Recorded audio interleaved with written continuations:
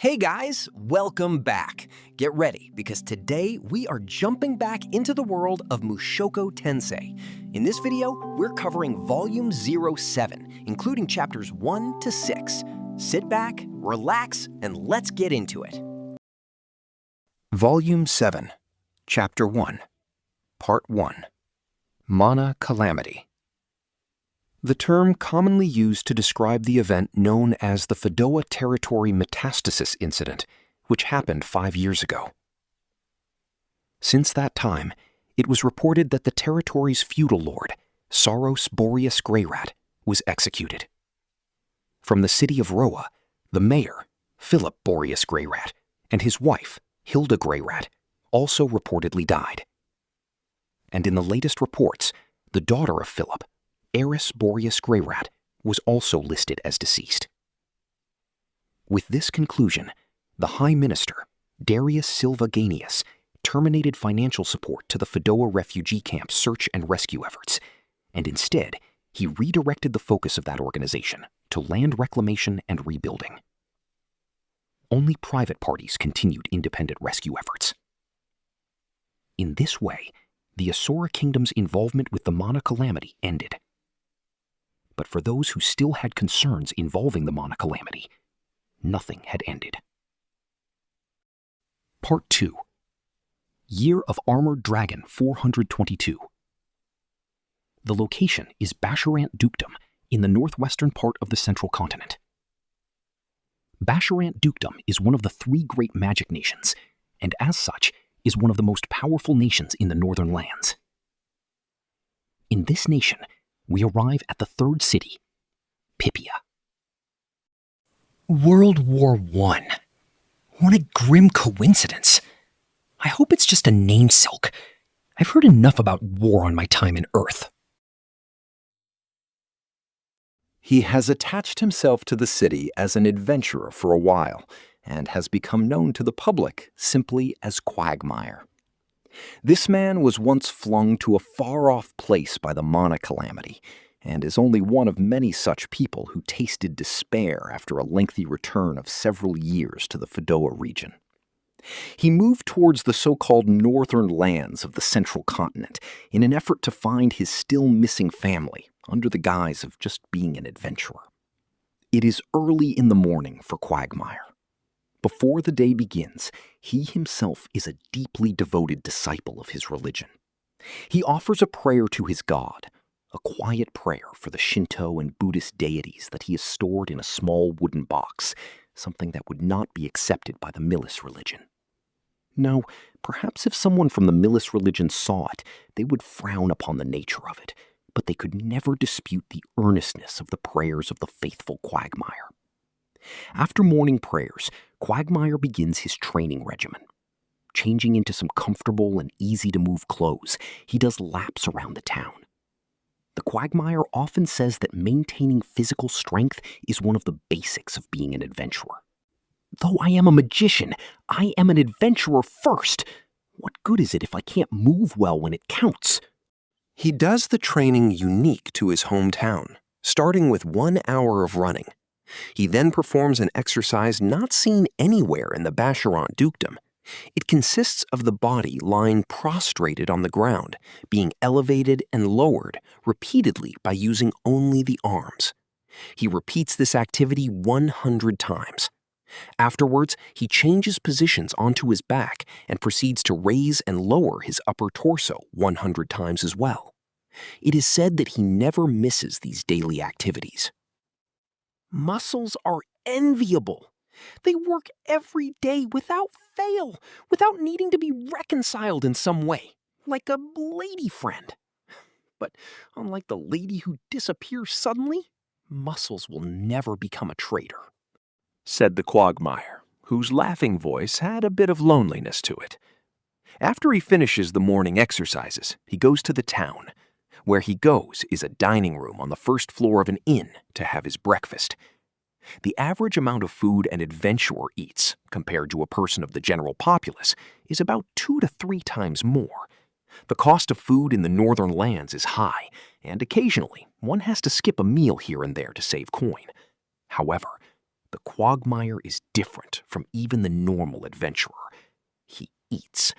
He eats about 1.2 times the amount of food even a normal adventurer does, vigorously eating dishes that are piled high with rice and beans.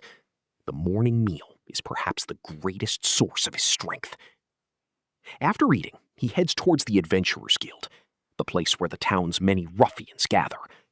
When Quagmire enters, he is at the center of everyone's attention. The reason being is that Quagmire has no official party affiliation. Oh, but he will temporarily join one if the situation requires it, or if it is a dangerous mission to solo. The demand for the magician known as Quagmire is great, and today, like usual, the leader of an S-rank adventuring party called out to him. "Oi, Quagmire! Have you heard the news? A stray red dragon has been spotted here in the northern lands." The S-rank adventurer Soldat Heckler. The man had many physical features particular to a human found living in the northern lands. He had attained the swordsmanship ranks of Sword God Style, Advanced, Water God Style, Intermediate. He also is one of the most famous adventurers around this area. He is the leader of Stepped Leader, a party affiliated with a larger clan known as Thunderbolt, which is active throughout the whole Basharan dukedom. It is a combat-oriented unit that deals primarily with subjugation requests. Stepped Leader's party composition consists of 6 people, 2 swordsmen, 1 warrior, 2 healers, and 1 magician. The party had a 7th member, another magician at one point, but he died in an unexpected accident, so their firepower was lacking. Come on, Quagmire! Why don't you join our party officially already? You surely can't be feeling uncomfortable about it by now, right? Much like that, Soldat has invited the Quagmire just about every day, but Quagmire just shakes his head in rejection. There's no point in sticking around that long. I'm famous enough here already, and I have other countries I must still visit and spread my name. Quagmire received the job request. If it is successful, he will become quite famous for slaying a dragon. So together they went to the counter and registered the party. It's not just our party participating, is it? Where are the other parties who are also participating? But still, at least join us for the stray red dragon extermination. There'll be more joining, Quagmire. It's the first big job like this in a while. Everyone will be motivated to join. Dragon exterminations are usually done by 2 or more parties working together. To do so with only one party is pretty much suicidal. 5 parties expressed desire to join in the dragon extermination. S-rank party Stepped Leader, A-rank party Road Knights, A-rank party Iron Lump Corps, A-rank party Cellar World, A-rank party Drunken Jokers. In total, a 25-member raid group. A certain kill group would consist of at least 7 or more parties, so the number of people gathered right now is rather low. Oi! Oi! It's a red dragon, you know! It's a huge bounty, so where is everyone already? Everyone here is A-rank. Where are all the S-rankers at? Word is that a new labyrinth was discovered out in the east, so everyone went to take a look at it. Soldat was impatient. Inside the Adventurers Guild, one man sighed, then chimed in. "I guess with just this few, it's probably impossible to accomplish it after all." So the party Cellar World withdrew from the raid, and there were just 21 members left. It seemed that a total dissolution of the mission could be expected at this point. With the number of people left, it was a very risky proposition. Everyone thought so. At that point, Soldat spoke with great authority. All right, 21 people. That means everyone gets a bigger cut from the bounty. Everyone was anxious enough, but after that, no one said anything disheartening. Part 3. 21 adventurers walked the chilly tundra of the northern lands. A thin layer of snow powdered the trails. The leaves fell from the trees, and the branches were whitening from the chilly air. Soon, the long winter will come. Quagmire, can you scout ahead? Following the order of Soldat, Quagmire used the appropriate magic. He brought forth a pillar of earth and snow that he stood atop as it rose high up into the air, granting him a great vision for quite some distance. Quagmire then conveys what he sees. The target is a large red dragon, one that is not difficult to be missed with continual reconnaissance. What's this? Quagmire also spied something else. Raster Grizzly at 2 o'clock. Seems like a bunch of them. They are kicking the hell up out of the snow. How many are there? 10. No, wait. 10 of them moving this way. I wonder if they noticed us. Approaching from dead ahead, and fast! Narrator. These monsters were not the target, though. For the so few members of the group gathered, there isn't really enough spare energy to go wasting on small fry monsters like this. However, when evil comes, one must defend. Soldat Heckler, loud and tactical. Everyone, spread out! Quagmire, hurry down! We're gonna need you for support! Rudeus. Understood. Narrator. Soldat gave the order, and 4 parties deployed their members. The plan was to flank the enemy and herd them towards Quagmire's ambush. Soldat Heckler, shouting. Quagmire! Rudeus. I'm on it. On Soldat's order, Quagmire moved. He was called Quagmire for the skill he had using earth magic. He had an amazing skill that instantly created mires of mud, bogging down enemies, landing him with the nickname of Quagmire. A herd of 10 Raster Grizzly were funneled towards him, and all fell victim almost instantly to the highly adhesive mud in which they found themselves quite stuck in. Rudeus, sharp and commanding. Now! The members of the raid group, who suddenly sprang out from the surrounding areas, quickly surrounded the monsters, charging in and ruthlessly dispatching each and every one. No mercy. Any mercy shown now could mean death the next time. Such a thing was common sense to an adventurer. And in short order, the Raster Grizzly threat was eliminated. However, after dealing with these enemies, someone noticed it. Hey, it's the red dragon! It's coming! These grizzly must have been running away from it. The Stray. Red Dragon. The strongest monster that exists on the central continent. And his prey was the group of Raster Grizzly we defeated. Soldat! Why's this guy here? It must have been hiding in the wake of the snow powder that was being kicked up by the grizzly. I didn't see it anywhere before. In regards to dealing with the sudden arrival of the Red Dragon, the adventurers pretty much lost their wits about them. Originally, the plan was to prepare an ambush from farther away, then launch a surprise attack on it. And now, not only was there no preparation, but the dragon was launching a surprise attack on the raid group instead. There was practically no chance of winning this fight. Damn it! Retreat! Everyone retreat! A red dragon is a creature that flies in the sky. Its outer shell is resilient and is deceptively dexterous.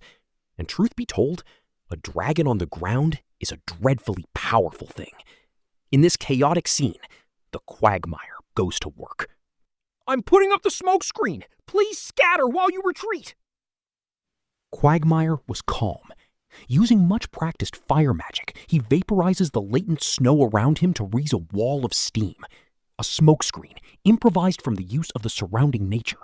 A skilled magician cheating the enemy of its vision. However, the stray dragon was also clever and sharp-eyed. It took aim at the Quagmire. Quagmire fled from it in the opposite direction of the retreating group members. If he was targeted, it was his role to make it give chase. Speedy Quagmire. He was alive now because of the training he did every morning. He knew the secret to staying alive was to be able to keep running, to keep moving away. The vexed dragon's mouth was burning. It opened wide, and what spewed forth was a hellish flame. In a mere moment, the entire surrounding area was painted with fire. It was the red dragon's finishing move, fire breath. Everything in the path of the flame was incinerated. Was the Quagmire killed by this? No, he was still alive. Quagmire glanced backward quickly and instantly raised a titanic wall of water. As Quagmire moved, he tore through the densely rising steam.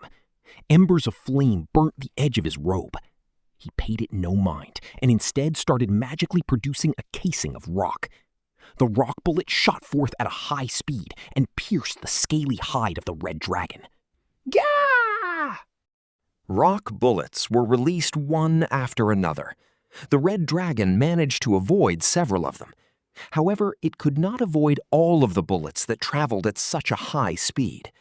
The red dragon immediately turned around and prepared to take flight. The red dragon was also a wise creature. It immediately understood that small creature called Quagmire was concealing a high offensive power. The Quagmire didn't give chase. Did he let the precious prey escape? It seemed so at the time. The howl of the red dragon echoed. Before it could get away, a quagmire came to be in existence. The red dragon found itself having sunk into a highly adhesive mire of mud. Again and again, the quagmire calls his magical power forth. The red dragon madly tries to escape from the mud, but finds the mud it's trapped in is becoming more and more adhesive and even solidifying.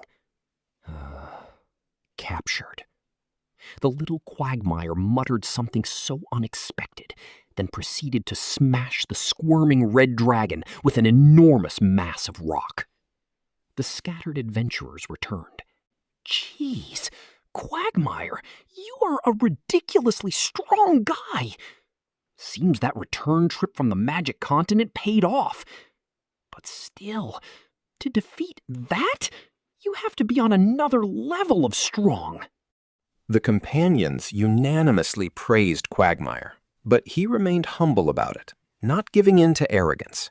He knew that acting arrogant now would just cause friction for everyone. The raid was close to certain death, right? I mean, I didn't think for a second that I could defeat this thing just by myself, you know? But that matter aside, we need to figure out how all of us are going to handle looting this dragon's corpse for the return trip.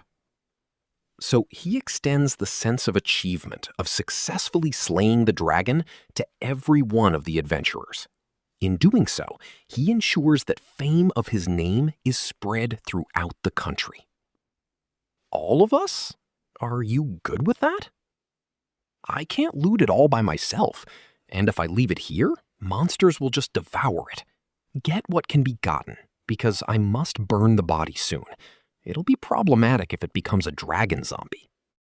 Thus, the day of the quagmire is over. Actually, locating the red dragon and returning from the trip took about 7 actual days, but the day of the quagmire was over. Today's harvest was materials from the red dragon. After selling a fortune's worth of materials, he returns to his bed with a warm feeling in his chest. Before turning into bed, he stops for a meal at the bar and eats a substantially smaller amount of food as compared to his breakfast. He who is devoted prays to God gratefully for passing yet another day safely. The good night ritual is not something seen or known to others, but it is an important thing to him, because it meant that now that the day of having to be the quagmire is over, he can resume his search for his long-lost family on the morrow. From Rudeus's point of view. The nightly event. I'm eating a meal as usual in the bar. Of course, I'm by myself. The meal is just enough for myself. The sky is rich and lonely. But it's not like it's a bad thing, because I hate being crowded anyways. It was right at that moment. The red dragon had appeared! On the stage in the bar, 3 minstrels brought with them their instruments and began to play. One stands in front of the others and with a sweet-sounding voice spins a tale. The 2 others perform the background music accordingly, joining in with a charan sound effect. The minstrel. It's an occupation that makes money by being commissioned as entertainment, by singing about or reciting poetic tales. In the case of a big town, it's normal to be part of a theater and to have exclusive contracts to certain places. But it's not just that. Adventurers with the occupation minstrel are splendid people. They sing of their travels with other adventurers, and the tales they twist are funny and exciting. The affinity between an adventurer and minstrel is good. In addition, in this world without copyright, on a daily basis, the tales they hear are often taken in and retold in a new and unique way. It's okay. In my previous life, I was crazy about music. I tried to produce a song for a certain Vocaloid, but it ended up as a complete failure. Since then, the only musical instrument I continue to say I can play is the Ketsu drum. Around the time I'm thinking such things, bam! Suddenly, the door to the bar is thrown open. A chilly air blew in. I stared. People trembled. At last, I finally found you, Rudeus of the Quagmire. There stood a member of the Long-Ear tribe with hair like French bread. While it looked like an adventurer, its clothes were suitably dress-like. It wore a backpack and had a sword and shield hung around the waist. The only word needed to describe her face was beautiful. Almond eyes, long ears, and lustrous blonde hair. Quagmire isn't here? Have I finally been found at last? I suitably replied. However, she doesn't recognize me for the moment. I certainly haven't done anything in the last few years to warrant someone carrying a grudge. Since you are famous, you were easily found. Hey, just a moment ago, didn't you say you had finally found me? Actually, I thought you were still to the east a bit more. The woman said as such, and quietly watched me with such beautiful eyes. Somehow, something like drool began to slide down the side of her mouth. She quickly licks it away. Is it love at first sight for her? Is there something wrong? No, there is nothing wrong at all. The elfish woman cleared her throat with a sound like cajon, then took a seat next to me. Suddenly, the bar was filled with whispers of, "Ooh." My name is Elise Dragonroad, a former party member with your father, Paul. Of course, I am also a friend of Roxy as well. A friend of Sensei? Where is Sensei now? I heard it, you know, that you had a manly, crushing solo victory against a stray dragon. Well, sort of, though everyone and I was nearly killed. I can understand why you are Roxy's pride and joy. To hear that I'm Sensei's pride and joy is rather embarrassing after all. Is it because I'm emotional about it inside? Your chest, it's rather strong. What's this? I see. It's cute and clumsily made. Who gave it to you? My family's housemaid? Maid? By chance are they of the Long-Ear tribe? Eh? No, she's not. Why do you ask? Yeah, he's a good man. Better than I expected. It's surprising, really. I wanted to make more children with him. He was very vigorous and amazing. I wonder if I'm being teased. I'm a bit excited.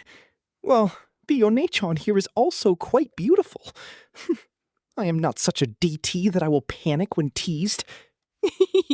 That was my fault. I'll stop here. You really shouldn't go that overboard with the teasing. I am not the kind of person to leave it at a tease with a man. But I have no intention of becoming a daughter of Paul. I also wish to stay friends with Roxy as well. Well then, Alina-Lee-san, do you have official business with me? Sort of. I came to deliver you some good news. On that day, I learned my mother Zenith had been located. Volume 7, Chapter 2, Part 1.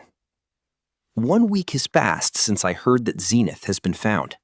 I still remained at an inn in the Bacharant Kingdom. I want to head to the Begarito continent, but winter quickly approached.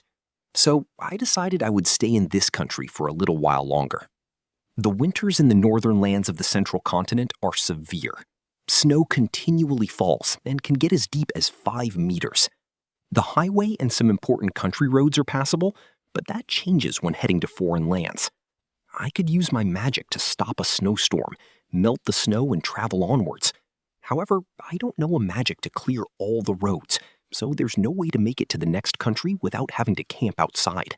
I would likely meet with a disaster. Anyway, Zenith is alive, and the word was that the labyrinth is being sought. Though there were a couple of problems, Paul and Roxy were heading there, and Ellen Elise said that there was no need to rush there. It was better to head there after the winter, when the danger was minimal. So, with plans to eventually go there, I continued with my daily training regimen. I wake up in the morning and do training. During my lifetime, I train to keep my body healthy as long as I can. That's why right now my body moves well. After all, a healthy body is a healthy mind. In the afternoon, I didn't head towards the Adventurers Guild. It is a 1-week holiday right now. I'll do training until midday, then I'll look around the market. If winter is coming, I need to get appropriate clothes now. While thinking about various things, I began training. It's a bit difficult because it's a holiday. Running through the snow, I reached the outer wall of the town, and assisted by my magic, I climbed the hill. Whoa! Say, Quagmire, you shouldn't go out. How about you take a break today? Can't. I've got to do my daily training. You're a hard worker, aren't you? That's right. Can you help me with repairing a wall next time? I'll reward you with some rice. If you let me rub your daughter's tits, I'll rebuild your whole house. Now listen here, you. Just kidding. After greeting with the soldier on top of the outer wall, I jumped down to the city outskirts. Then I proceeded to run one lap around the city. Unlike the freshly snow-shoveled streets in the city interior, snow is piled high outside the wall. I run while making my own road through the snow I melted with fire magic.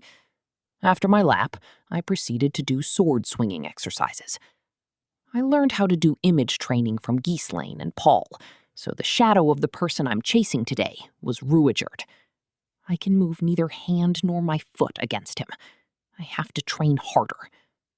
Afterwards, I took the same route home. When I was returning to the hotel, I saw Ellen Elise appear in the window of the room on the second floor.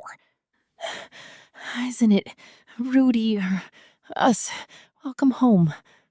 Though she has seen and spoken to my face, the circumstances are strange. Her hand grabs the window edge, she is making unsightly faces, and her head moves in a rhythmic fashion. She was trying to keep her voice low, but the volume of her groans of was rising. A bare-skinned shoulder. Yep, busted. I'm back, Elena Lise-san. You are energetic as well again today, it seems. Eh? Energetic? Whatever do you mean by that? Ah! Surely, on the other side of the window there is a man who is taking care of Elenalise from behind. Even though it was cold outside, she engages in the advanced art of open window play. She is an energetic thing. I took my eyes off her and entered the hotel, returning to my room. I've come to understand in this 1 week that Elenalise is one hell of a bitch in heat. The existence of such a woman is surely some kind of criminal sex offense, although I wouldn't mind being caught up in that kind of crime scene. But to tell the truth, for the last 2 years, I've been suffering from a certain disease. It's a sickness of the heart and body. It's difficult to speak about it in detail. Well, let me use an example of a plant bulb to try and explain. If a bulb sees some mountains or a valley, it will sprout out the bud. And as it grows towards the heavens, it becomes swollen, a splendid stalk that cannot be knocked down by heavy winds or fierce rains. Then it will release a splendid flower which will bloom. But right now my bulb does not grow, and the flower does not bloom. In short, it's ED. And no, it's not a cassette tape. That's right. Since that separation experience from Eris, it won't stand. Of course, I made an effort to overcome it. I headed in the direction of a strange place called the Red Light District. In my previous life, I would never, ever have gone there. However, the result was complete defeat. The stem that would come from my beloved bud was instead peacefully at rest. Afterwards, when I sold my name as an adventurer, I was able to court a lady adventurer. Even though I surely had a lewd face, I managed to coerce her into my room. Or it might have been that because I considered that she may have been a professional. It'll stand ready. However, with it in this worthless state, it was over. And when she was finished being angry with me, she left. So I gave up. If I see a naked woman, I do get excited. But there was no signal from the spinal cord to that place on the body. Afterwards, a sense of helplessness and loneliness descended upon me. My heart broke. I also don't think that anymore. There isn't someone else who can make it grow. There is no beloved partner. I came back to my room. With magic, I warmed the room. Then I produced some warm water and proceeded to wipe my body down. After changing clothes, I left the room to go eat.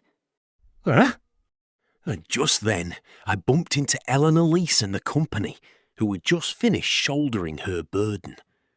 Coming out of the room holding the shoulder was Soldat, who had recently been the one accepting her job requests. After seeing my face, his own face turned pale. It's not like that, Quagmire. I didn't intend to make a move on your woman. It's not like that, Soldat. Elise-san was never my woman. Besides, you know how it is. Yeah, it's like that, isn't it? Sorry, I didn't mean to dredge up that emotional scar. I didn't have any intention to go against you, especially after what we accomplished the other day. Don't worry about it. By the way, was she good? Yeah, she was the absolute best. About that, Elise-san? Does it make you feel good? But of course, it's only natural that I try to bring every man closer to happiness. So that's how it is. I know about it. Soldat's male party members and many others have already been gobbled up by Elise. Each and every one of them offered me an apology as they spoke fondly of her. I don't really need any apologies. However, are the other men aware of what happened? If it comes out, will it become a scene of carnage? Well, it's not my concern. I'm not a participant. In the last 2 years, I have done my best to avoid getting involved in troublesome situations like this. I don't cause grudges, and I don't start fights. In other words, I should offer her a word of advice here. Elise-san. What is it? It's okay if you make a mess eating whatever you like, but please clean up after yourself, all right? Personal maintenance. She nodded in assent, as if it was a natural conclusion. Oh, oi, what's the story? I cannot say what kind of face Soldat was making. Ellen Elise gave him a kiss on the cheek and ushered him downstairs. It's nothing at all. Now then, shall we eat the meal? She is a cruel woman. Part 2. Ellen Elise Dragon Road. Paul's former party member. It seems that along with Roxy, she was also looking for Paul's family that were involved with the Mana Calamity. Together with Roxy, they traveled across the magic continent, happened upon Kishirika, then came back towards the central continent. I was grateful hearing the story. Roxy rushed back from the edge of the magic continent. She was going to inform Paul about Zenith's discovered whereabouts.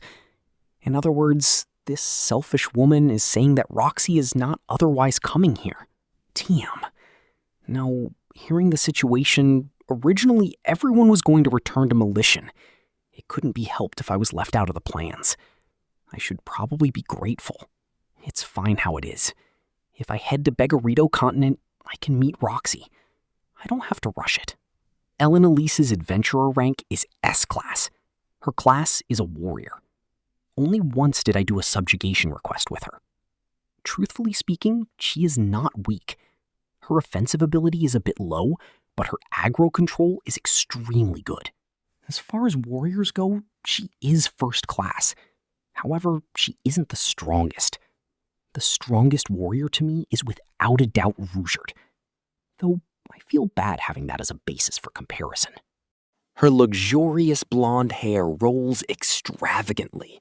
This elf has an Ojo-sama-like beauty. Though her demeanor is gentle, her conduct is different towards men. She is always gazing into men's eyes, casually touching their bodies, and one by one, seducing them. I wonder if it was me at that time, maybe even I could have been charmed? Naturally, I've managed to avoid a misunderstanding. Moreover, she has the skill to make the men in this world marrow. And apparently, her fighting power on the bed is rather high. Having said that, there is no reason to look down on or despise her. She gives advice to the love-struck girl on how to use her feminine wiles to get a man. In a party, she will take the lead and protect everyone like a reliable Onesan. Excluding the small chest, which is a characteristic of the elf race, I would say she is a faultless, perfect woman, better known as a femme fatale. The only downside to her is her freelance eating of so many men. It's like a fire lighting a fuse when she looks at one. But since her aggro control is good, she avoids bloodshed in that matter. However, how should it be said? There is a problem that occurs often as well. She's never in a party for a lengthy time. Rudeus Greyrat. Incidentally, she is in a party with me right now. She puts on the caring pretense of, I will properly get you to Begarito.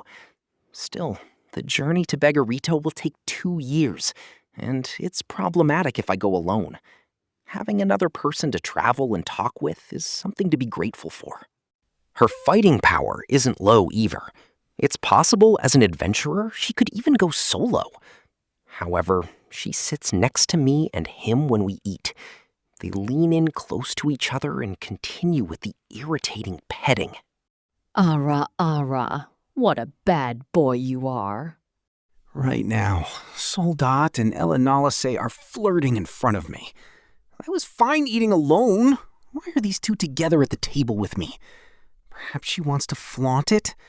Damn woman. Something like that isn't going to make me jealous at all. Soldat is dare for Elanalase. All of Stepped Leader were also like that. So how does Elanalase manage to avoid raising the reverse harem flag from here?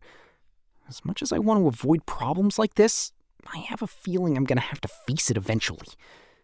I want to straighten this problem out before it gets out of hand, but my actual experience level in such matters is low. I have a feeling, though, that if I interfere, I'll only cause more problems. Or so I thought.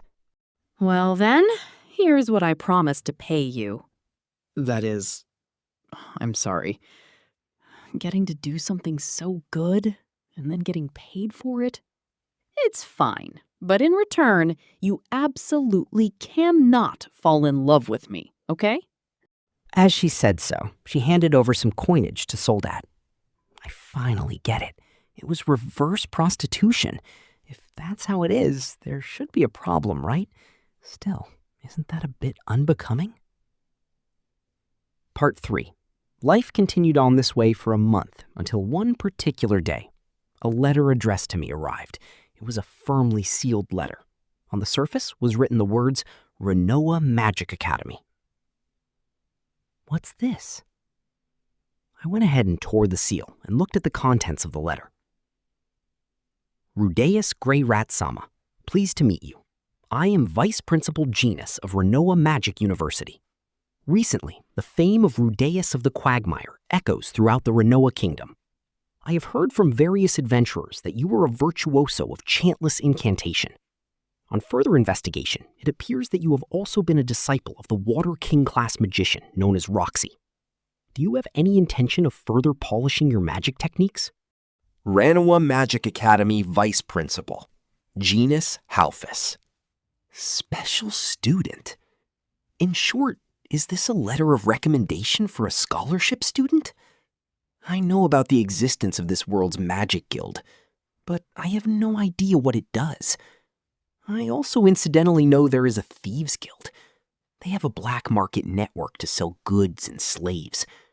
But I don't know about the magic guild. I could expect that they do research on as well as publication of books on the subject of magic. Honestly, I just don't know. What am I even doing here? However, why after all this time am I getting such a thing sent to me now? Certainly I feel that my magic has reached a bottleneck, but living over these last 2 years has taught me that the degree of magic power I have is more than enough to live by. It was enough to defeat that stray dragon the other day. Even though that group was weak, it doesn't change the fact that it was defeated. The strong make the rules. At any rate, with my test scores, I don't really feel the need to attend school. I don't really know why I'm here. I don't really know why this letter of recommendation came. And I don't really know why I would have been recommended in the first place. Perhaps this is some new kind of scam? If I just carelessly head there, some scary-looking Onisan types will surround me, then cover me head to toe in gold paint and parade me around. All joking aside, I'm honestly thrilled that such a letter came to me. The Ranoa Magic University is Roxy's alma mater, and the fact that I received a letter of recommendation from there, I want to know what the real reason behind it is. Whether or not this letter is somehow a fraud. Ellen Elise, I'm heading out to the Adventurers Guild for a bit. What? Weren't you taking today off? I want to check up on something right now. Wait just a moment. I will also come with you. Ellen Elise put down her brush and stood up. Though she hadn't decided on the exact setting of her hair, it still looked fine. I may or may not take a request and come back sometime. In the old days, Paul used to say something like that when he was going to the Adventurers Guild to flirt around. Is that so? That is something Paul-like, isn't it? Now that you mention it. When flirting around, 2 people have a better chance at success than just one. Plus, it's also easier to take aim at a couple. This bitch says something wild all of a sudden. Please stop it. Especially when it comes to couples. I will hold a grudge if you come between 2 lovers. It's fine. I know what things to watch out for when it comes to that. Let's try this again. I'm not going to flirt, and you are just accompanying me to the guild. You know, it's because you don't take care of this body that I have to leave it to other men. I wouldn't mind taking care of it, you know? When my son recovers, that is. I want you to know that I am honestly trying my best to not become a daughter of Paul. Also, there's the promise I made with Roxy, too. I really don't want to be hated by Roxy. What inconsistent things she says. What a carefree life this woman leads. I don't want to be hated by Roxy. Only those words I understand. And judging her on those words alone, I cannot come to dislike Ellen Elise's way of life. I don't want to be hated by anyone. I understand that feeling. However, even I don't want to be hated by Ellen Elise. Seriously? Oh my god. Enough of that. But that's not my fault, is it? It's because of Ellen Elise-san's personal reasons, isn't it? That's right. But it's not always easy, you know, flirting, finding a good healthy boy to gobble up. And what about a healthy delinquent boy? Those are tasty. For whatever reason, I proceeded to the Adventurers Guild with Alanalise after all, even though I won't be flirting. Part 4. It is early afternoon now. Adventurers are sparse around this time of day. There is no sign of Soldat or the others of Stepped Leader today. They may already be out on a request. During the winter months, there are a considerable amount of subjugation requests. Monsters do not have holidays, it seems. Despite being a bear, Raster Grizzly does not seem to hibernate. Taking a glance around, I saw the guys of the A-ranked party Cellar World. They are a mage-centered party, a small 4-member party. One is a magic warrior, and the other 3 are magicians. All of the members are above middle rank in magic, and the leader is advanced rank in fire magic. Yo, Quagmire! On a date today?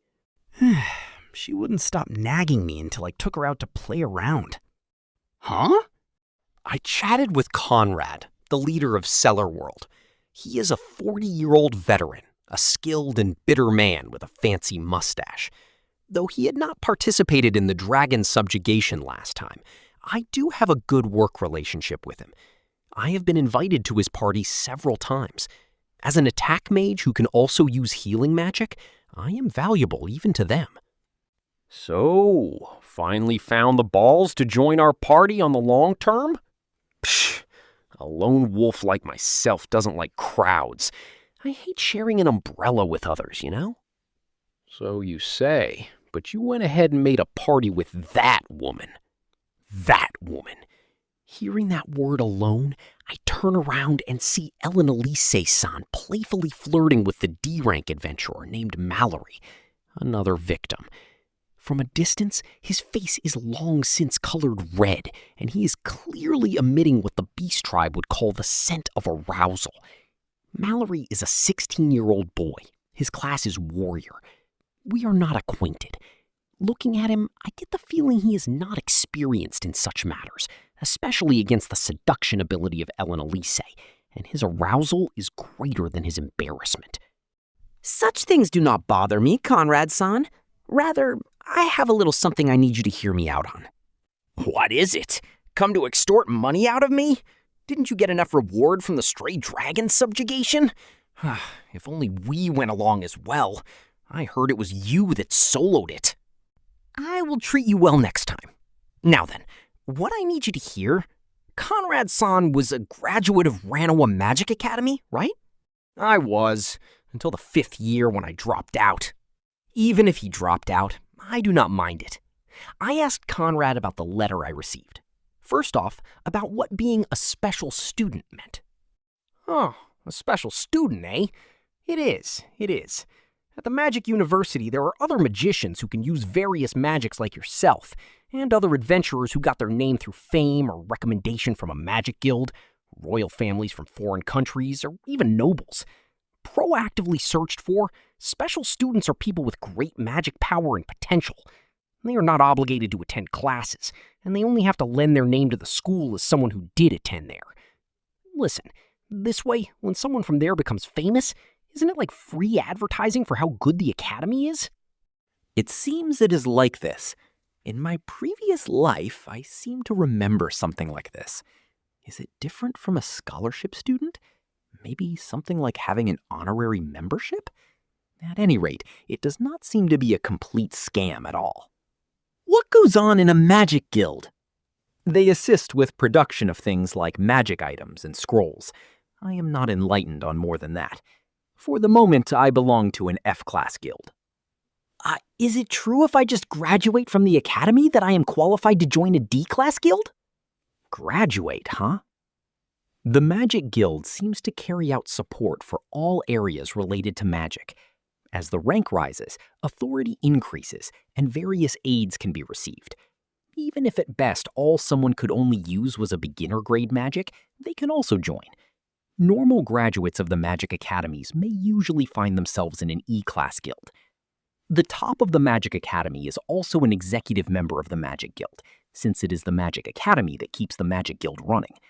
If I graduated, I can surely become a member of a D-class guild. If a special student submits a thesis, C-class. Of course, even those who are not special students who are also excellent magicians may actually be rewarded with C-class.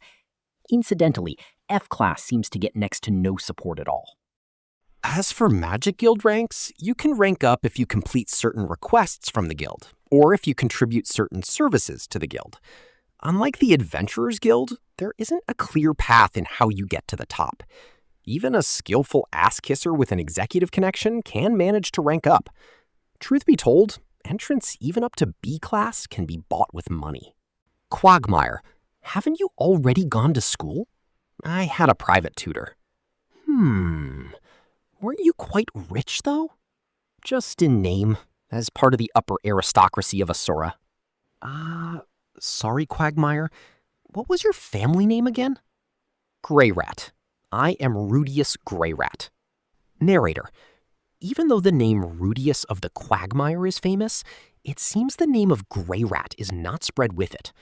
It does not matter to me. Even I do not know Conrad's family name. Though I heard it when we introduced ourselves, I have already forgotten it. Greyrat? Wasn't that the name of some regional lord in a Sora kingdom? That is amazing. But if that is the case, why are you a solo adventurer out here?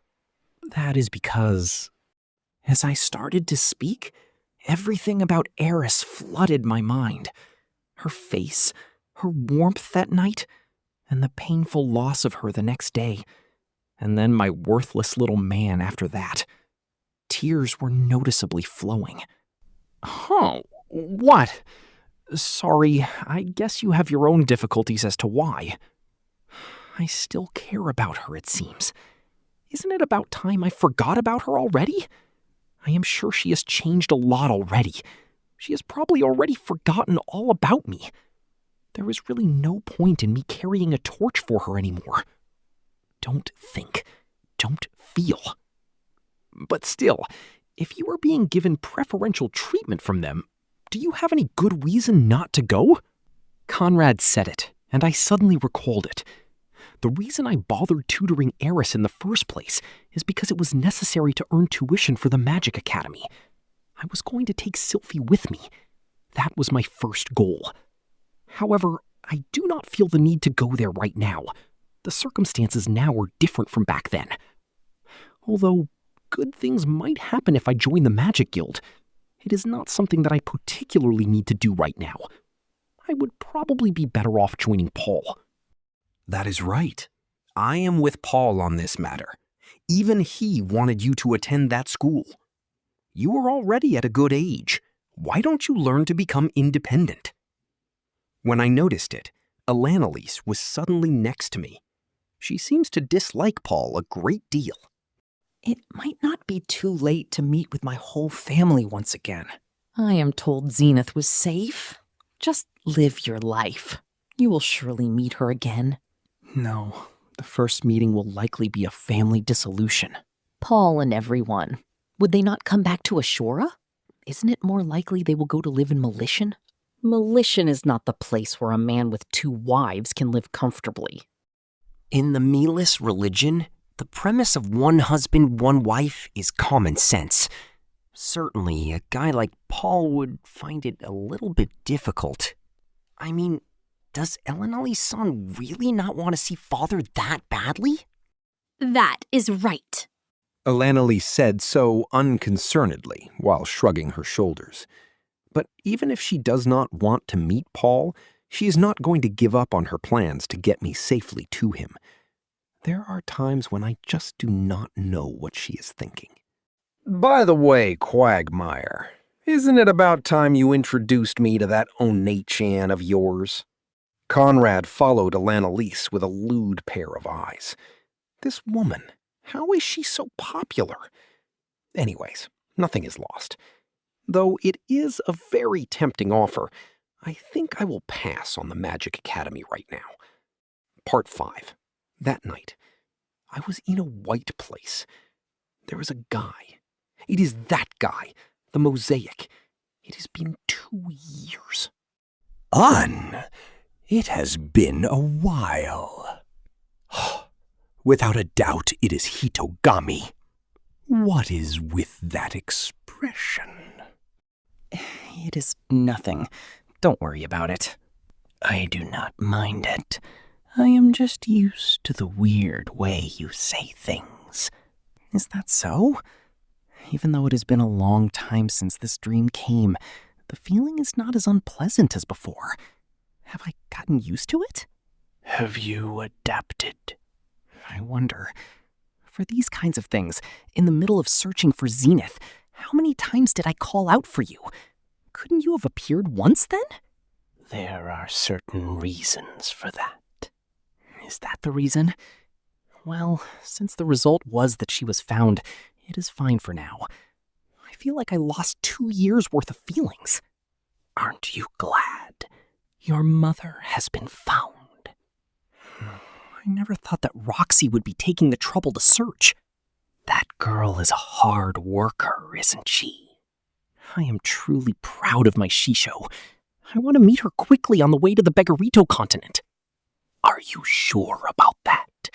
That you want to show your current and piteous self to your proud Shisho right now? Huh?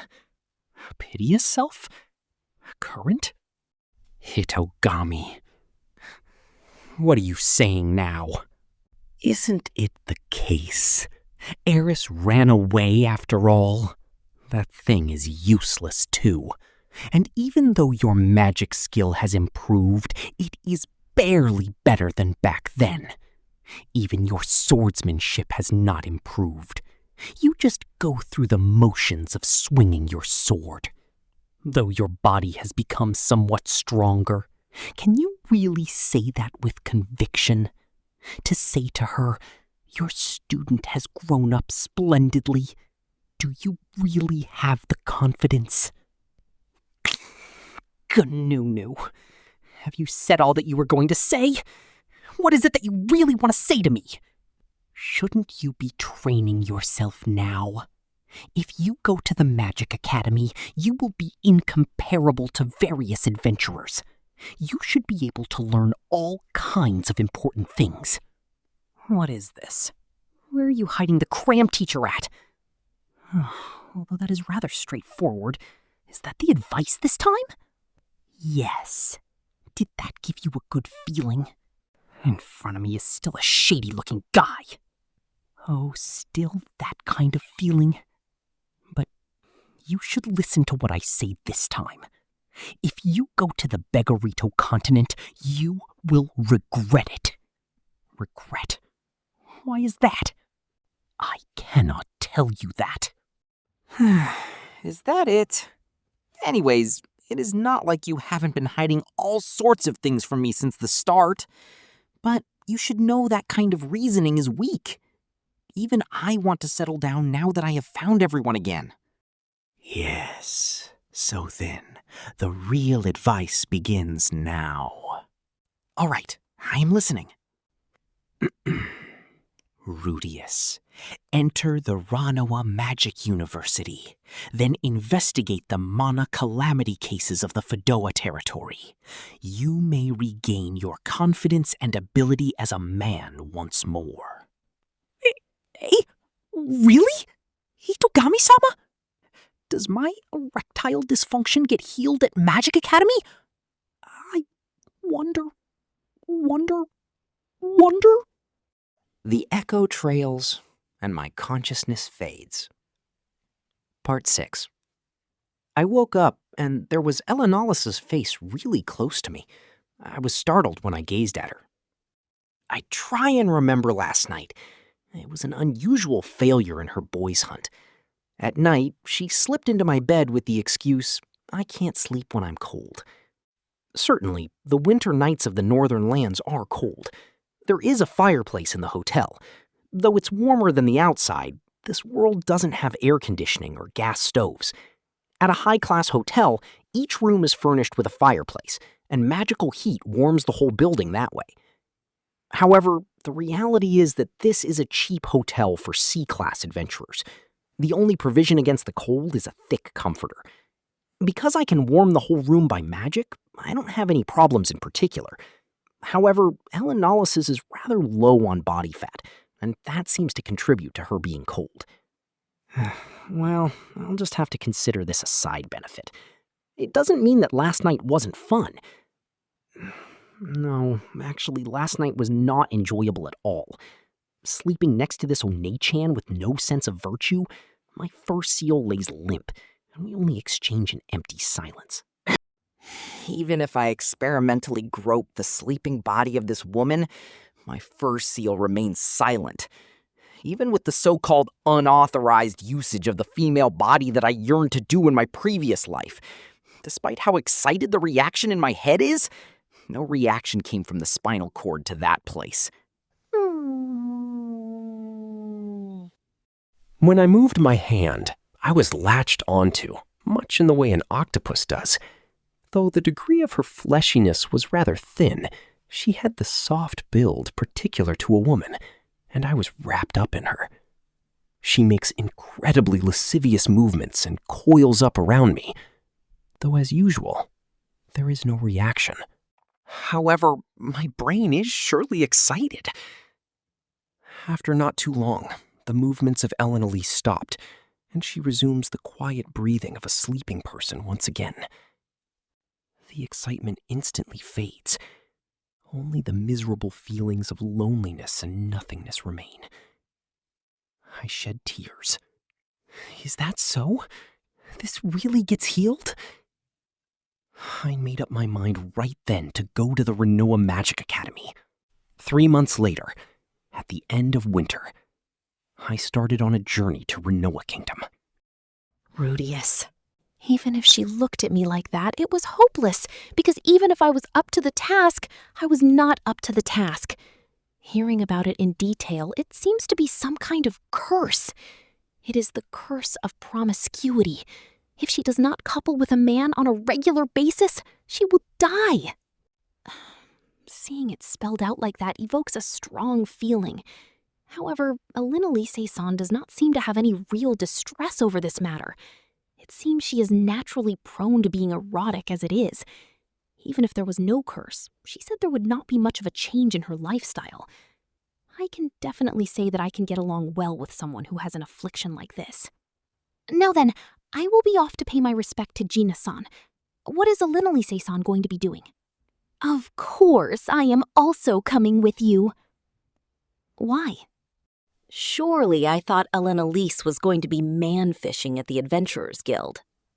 Even if it's difficult, I too want to try enrolling at the Magic Academy. Why? Are you interested in learning magic? Not at all. I am interested in boys who happen to be about Rudeus's age. I see. In other words, business as usual. Because it is an academy, of course there would be children my age there. Though I do not know the laws of this country. Are there any laws protecting minors from being caught by her? Then again, it is not like it is a bad thing to get caught sometimes.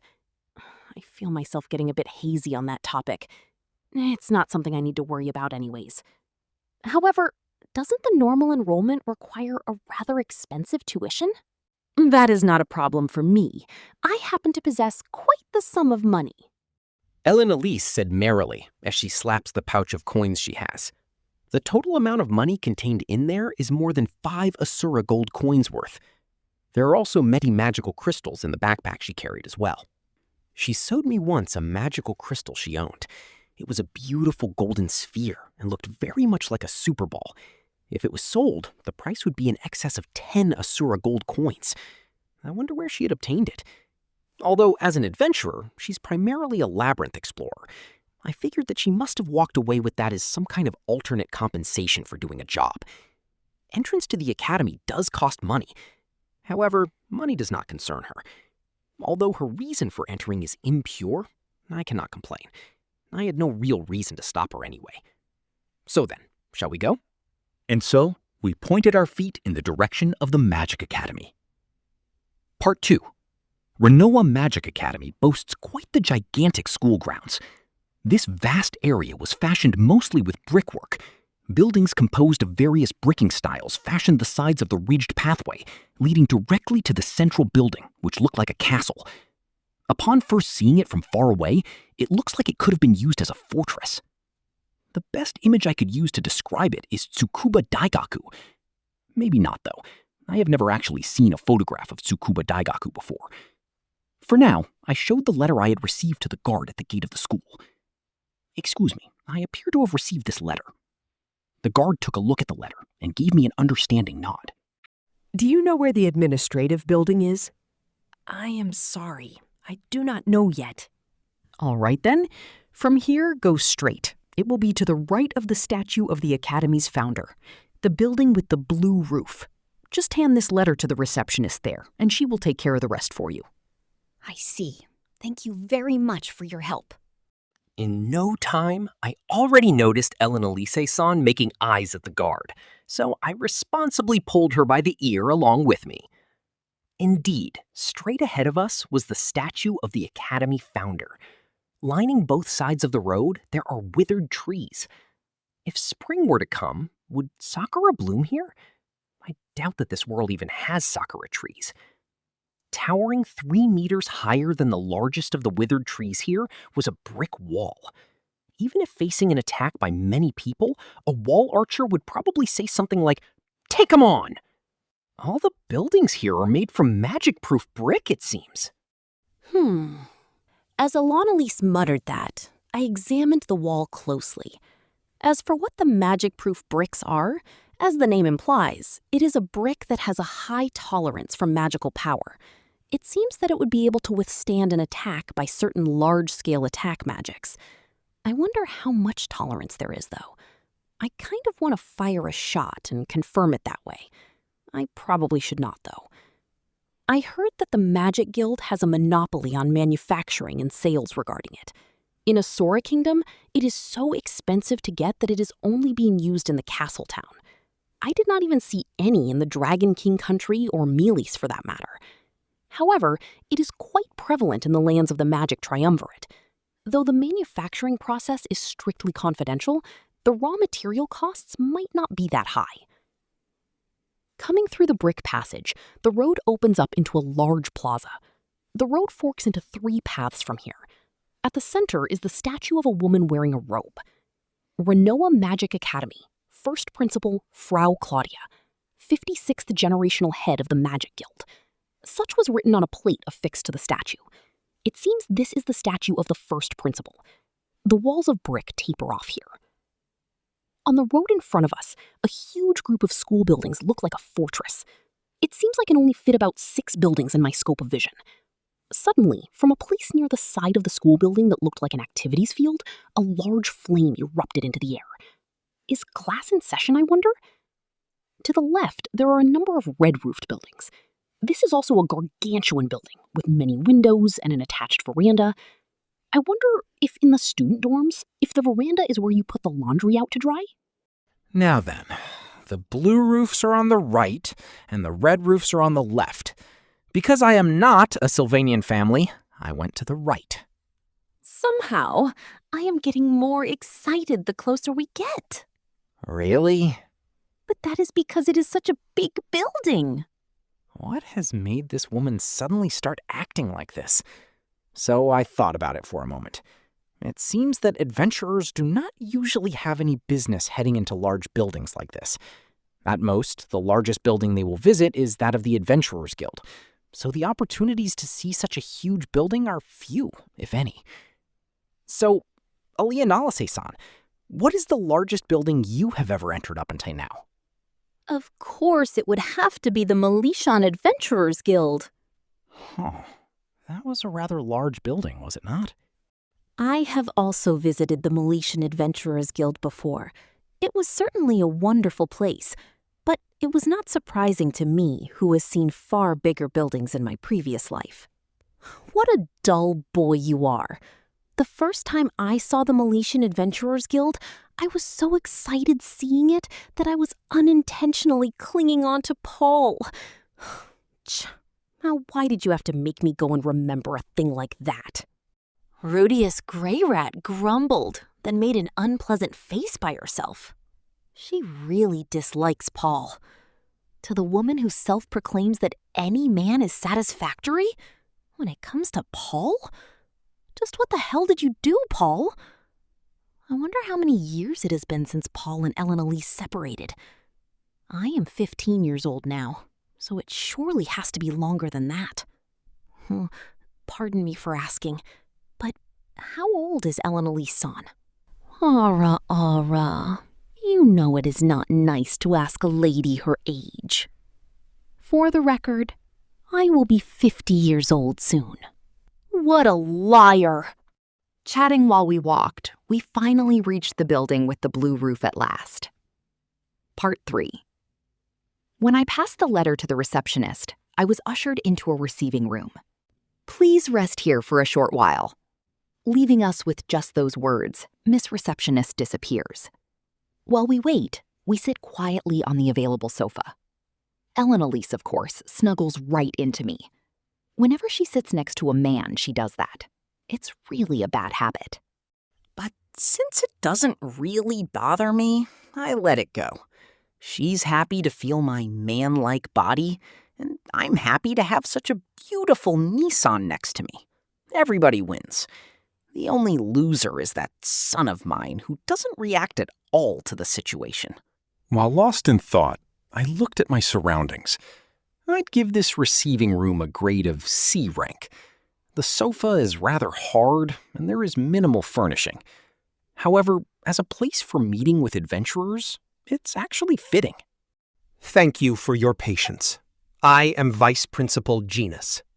After a wait of about 1 hour, Vice Principal Genus appeared.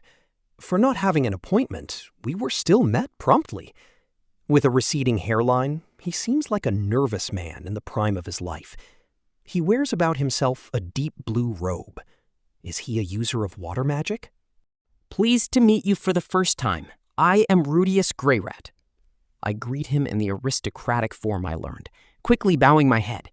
When I glanced at her, Ellen Elise also was bowing respectfully. And who is this person, if I may inquire? I am Ellen Elise Dragonroad. I share membership in a party with Rudeus. I see. Who is it? Why did they come? One glance of his eyes showed that Ellen Elise was of no concern to him. Genus, in whatever form of good spirit, offered us a seat. Never did I think you would come here so soon. A certain person suggested that I should. Mind your business, you big forehead bastard.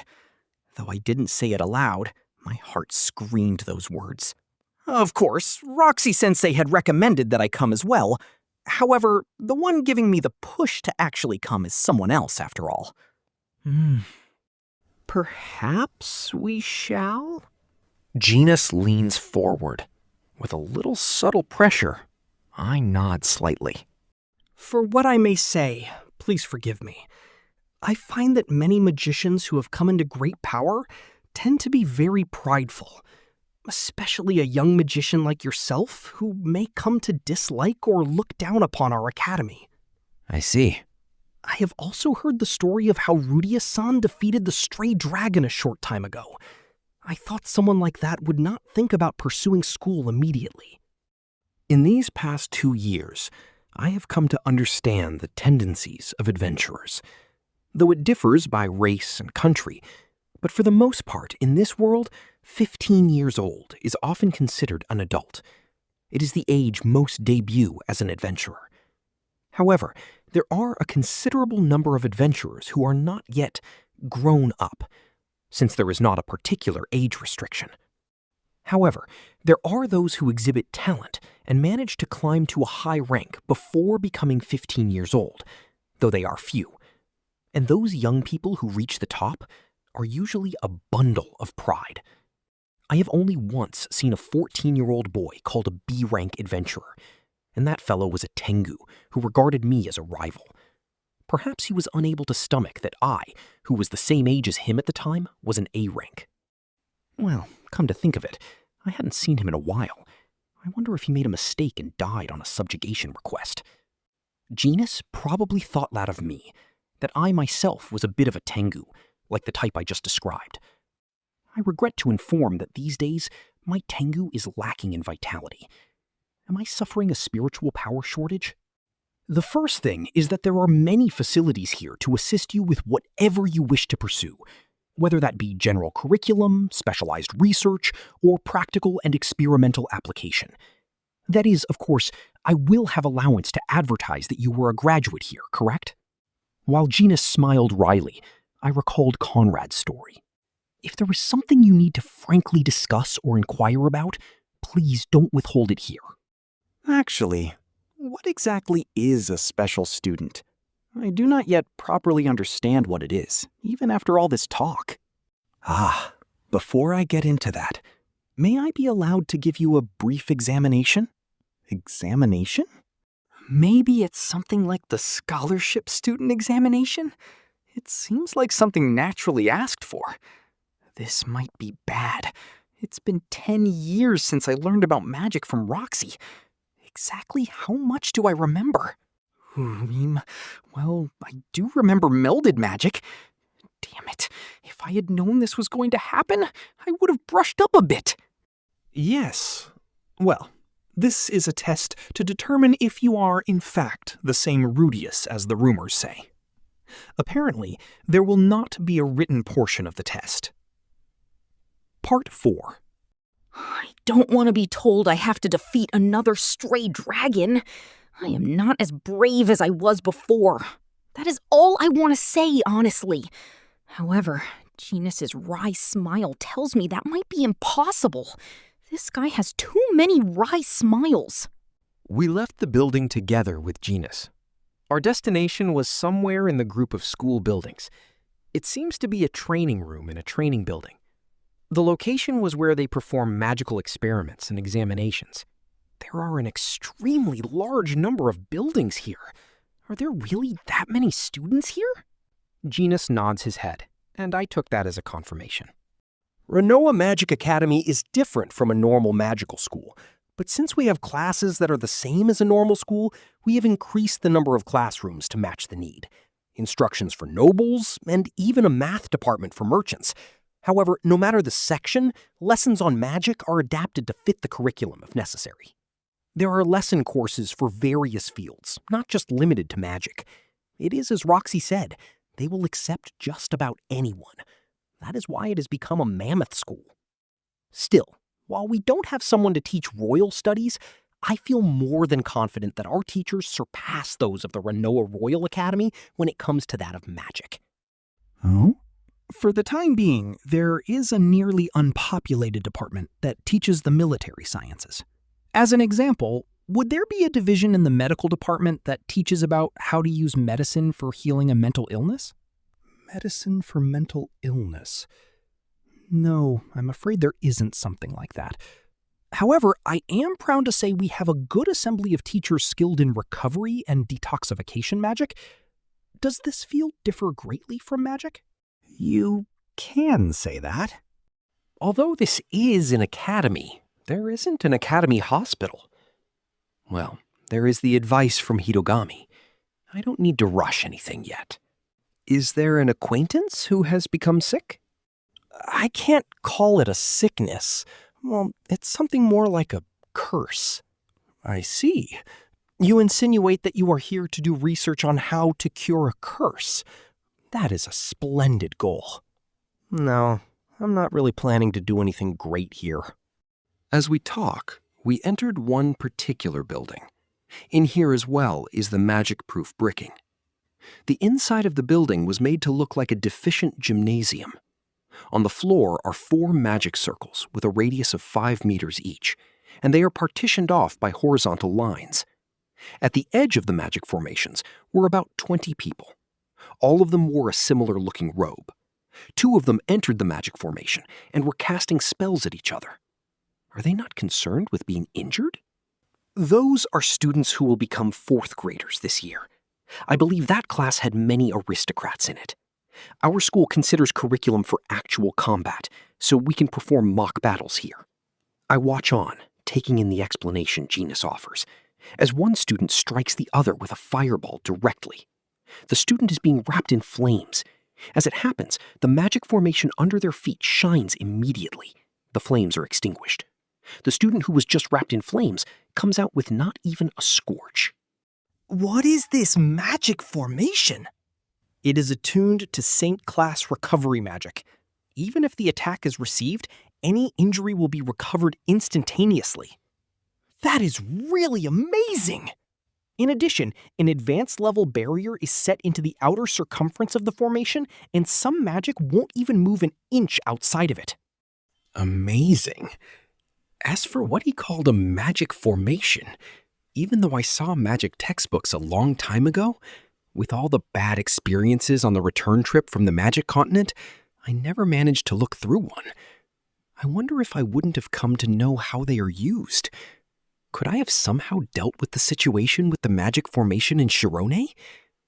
While I think about that, students entered from the opposite ends of the magic formation. Now then, what shall I be doing? I have heard that Rudeus-san is capable in using voiceless incantations. I would like you to demonstrate that. Is it good if I just use anything? Supposing the case that I am a fake, do you have a way to verify it? You bring up a good point. Though there was only one teacher in our school who could use voiceless incantations. He died of old age last year. When it looked like Genus might worry about such a thing, his hands came together in a loud clap. It is fine, though. In fact, there is a child in our school who can also use the voiceless incantation magic as well. While he may not be as strong as Rudeus-san, he is the prodigy of my school. They belong to the student council this year. No, is that a good thing? Gator-sensei, will it be all right if I borrow Fitzcoon for a moment? While Genus ran towards a different magic formation, the teacher called out in a voice as well. After a while, they brought a lone boy. He had short white hair and wore a pair of sunglasses. The ears were long. Was it perhaps an elf? He has a small build. No, perhaps he's just young? About 13 years old or so? His muscles are overwhelmingly insufficient, but he is supposed to be the type who is talented. If he is a man, he should train his body more. He's younger. However, next year, he will be my senpai. I should probably greet him properly. Pleased to meet you. I am Rudeus Greyrat. If there are no problems, I will become your kohai from next year on. If I find myself in a difficult place, I hope you will please instruct and encourage me. Yes? Though it looked like Fitz tried to say something, I had already finished the greeting. When it came to the self-introduction, the early bird gets the worm. Though his mouth kept flapping open and closed, before too long, it stays tightly shut. I am Fitz. Please treat me well. His voice was a little high and sounded stiff. It seems the breaking of the voice has not yet come to him. Is he even younger than I thought? However, a senpai is a senpai after all. Since I am a bit scared of bullying, I will remain humble. Since I am forced to trouble you with this matter, let's cooperate well. Right. Entering the magic formation, Genus grumbles something, and the formation activates. I have a disagreeable recollection about being in a magic formation. I test the outer limit of the formation with a tap, but my hand slipped through. Huh? Genus-sensei, is the magic formation not operating correctly? Rudeus-san, in here, the only barrier is towards magic. So, anything physical passes through? That is how it appears to be. If I remember correctly, the formation in Shirone was King class, but both physical and magical properties were negated in that. Well, perhaps if I have free time, shall I come study this some more? After coming all this way to the academy, it might be a good idea to be taught this stuff. Now then, since Rudeus is an adventurer, are you all right with having a mock battle with Fitz? Please feel free to use your standard form of voiceless incantations. No problem. Genus nods at me, then turns and nods at Fitz. What's that? Are you trying to say that if I lose normally, then I'll have to pay the tuition fee, among other things? That's lame. Even though I have some extra money from the stray dragon subjugation, I've been continuing to live my life on the cheap. And if possible, I'd like to keep my living expenses minimal out here, too. Should I go all out from the start? Fitz stands across from me at the center point of the magic formation. He is holding in his hand a small wand. How nostalgic. I used to have a wand just like that in the old days, too. I also brought out my wand. This wand has been with me since I was 10 years old, the Aqua Hartia. Recently, I've given thought to changing the name of Aqua Hartia to Charlene. Truth be told, whether I use it or not won't make much of a difference. Genus raises his hand. Now then, begin. At the same time the order to start was given, I used the disturb magic at Fitz's wand. Fitz made a surprised face when the spell that should have shot out from the wand didn't take shape. In my left hand, I created a rock bullet. The best reason for it is that it is the easiest spell to use. It becomes even more powerful if I pinpoint a place to take aim at. Since I've been making figurines for a while, it's incredibly easy for me to adjust the power settings of the spell, and it's easy to fire off successive shots. The fundamentals on all my subjugation jobs consisted of me using the rock bullet and my quagmire, and depending on the situation, I can even use them in different ways. As the saying goes, if you play with fire magic, you are going to get burned. What's with this? Gee, I wonder. Size? Tiny. Rotation? High. Propulsion? High. Target? Center of Fitz's forehead. I thought about it, but changed my mind. Fire! The rock bullet makes a surprising sound much like a Doppler ping. It passes right by the edge of Fitz's face, and a sound similar to a panel of glass breaking is made when the outer magic barrier limitations are exceeded. It pierced the wall, which was made of the magic-proof bricking. The impact shattered and flung debris that was once the wall in every direction, and then the piercing movement of the rock bullet stopped. From the side of Fitz's cheek, a bit of blood trickled out, before the wound suddenly closed thanks to the magic of the formation. Fitz ran a finger along his cheek and skimmed the blood, then looked behind him at the final destination of the bullet. Then, with a thump, he fell on his rear. I'm glad my aim was that good. Healing magic isn't almighty after all. In the case of an easy wound like this, Saint-class magic will recover a wound like that instantly. But if I had hit him head-on with that, he might have died immediately. And instant death is not remedied by Saint-class healing magic. Suddenly, Fitz's eyes met with mine. Although I couldn't see where he was looking because of the sunglasses, somehow I knew Fitz's eyes were watching only me. We said nothing to each other. Fitz's stare just kept getting more intense. Somehow, I felt that I had really gone and done it now. From the other side of the magic formation was a downpour of stares. Even Gina stared at me with wide eyes. Helen Elise yawned. Just now! How did you do? Gina's too seemed to make a face wanting to know what had just happened. It was the magic called Disturb Magic. Do you know about it? Fitz shook his head. It seems he did not know of the Ranma type of magic. Is it relatively minor? Although I think it is extremely effective magic if you ever have to player versus player another magician. Now that I think about it, outside of that one time with Worsted... Although the Adventurers Guild cracks down a bit harder on violations. By the way, Ellen Elise also enrolled in the academy. She paid money as normal.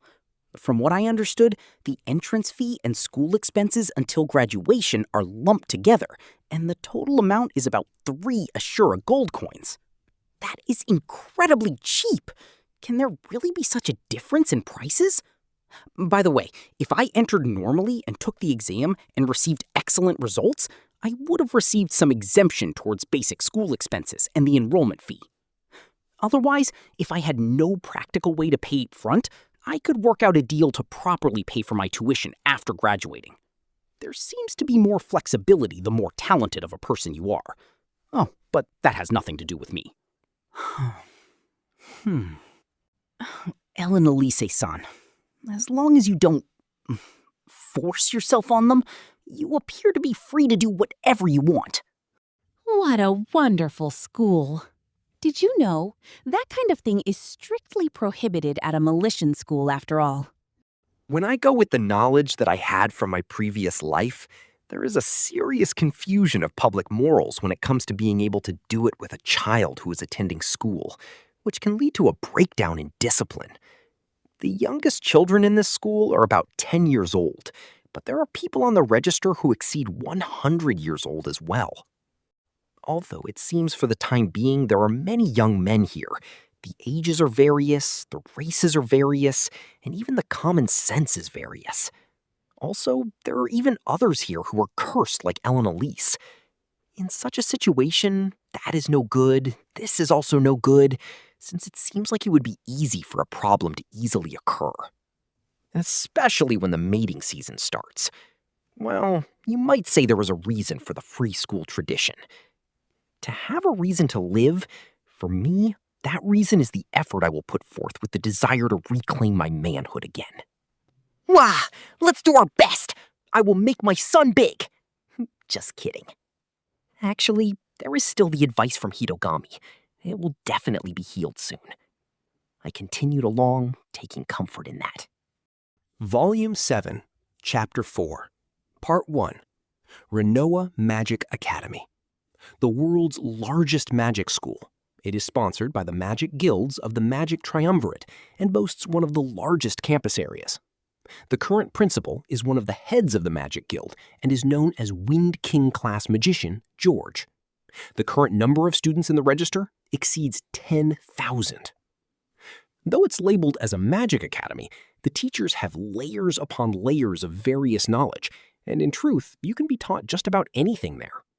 People from all tribes, species, and social standings can be admitted, such as those who would avoid anything to do with the Mealis religion, where there is still deep prejudice against the demon races, such as those who would typically find themselves excluded. The moody types like those of the beast race, such as those of royal or noble lineage who find themselves in jeopardy or exile by way of political power struggles, such as those who were born with a curse, or aristocratic children who were deemed unmanageable. Though it seems that none from the heaven race or sea race are on the student register. A person of high magic ability, or a person with a deep relationship with magic, even a person with just some kind of magical issue can also enroll. It's said one time a matter arose with the Magic Guild when it tried to ally with the other world powers. Asura Kingdom knew that if another country gained the use of the Magic Guild, it would be hard-pressed to compete against them. So Asura Kingdom made a number of investments to the Magic Guild in the effort of building amicable relations. Incidentally, Holy Milas country has an order. The Temple Knights are directly opposed to the methods of this school. However, since this school is on the opposite side of the world from Melitian, there has been no reason yet to expressly call for war with it. The normal enrollment period is for 7 years. The maximum is 9 years. It is possible to continue indefinite enrollment if one is doing research with expressed permission from an affiliated magic guild. There is a huge dormitory that is 5 stories tall, and boarding is free. There are those who attend from residential homes that are in the downtown district as well, but it seems the usual choice for commute is to stay in the dormitory. A room has already been prepared for myself in the dormitory, it seems. The dorm room was simplistic. It is on the 2nd floor, a 6 tatami-length room fitted with bunk beds, 1 table and chair provided. While the room is normally shared by 2 people, those who are approved as a special student are granted exclusive use. If I wished for it, I could have a roommate. However, I passed on that. I didn't come here to make friends. It seems aristocrats can pay a bit of money and move to a larger and higher security room, but for me, I think it's unnecessary. I'm not living the kind of life where I need to worry about assassination. There is a toilet in the hallway. I was surprised to find that it had a flushing feature. There was a lever and a jar. It seems I can draw water from a basin near the toilet with the bucket and then pour it into the jar.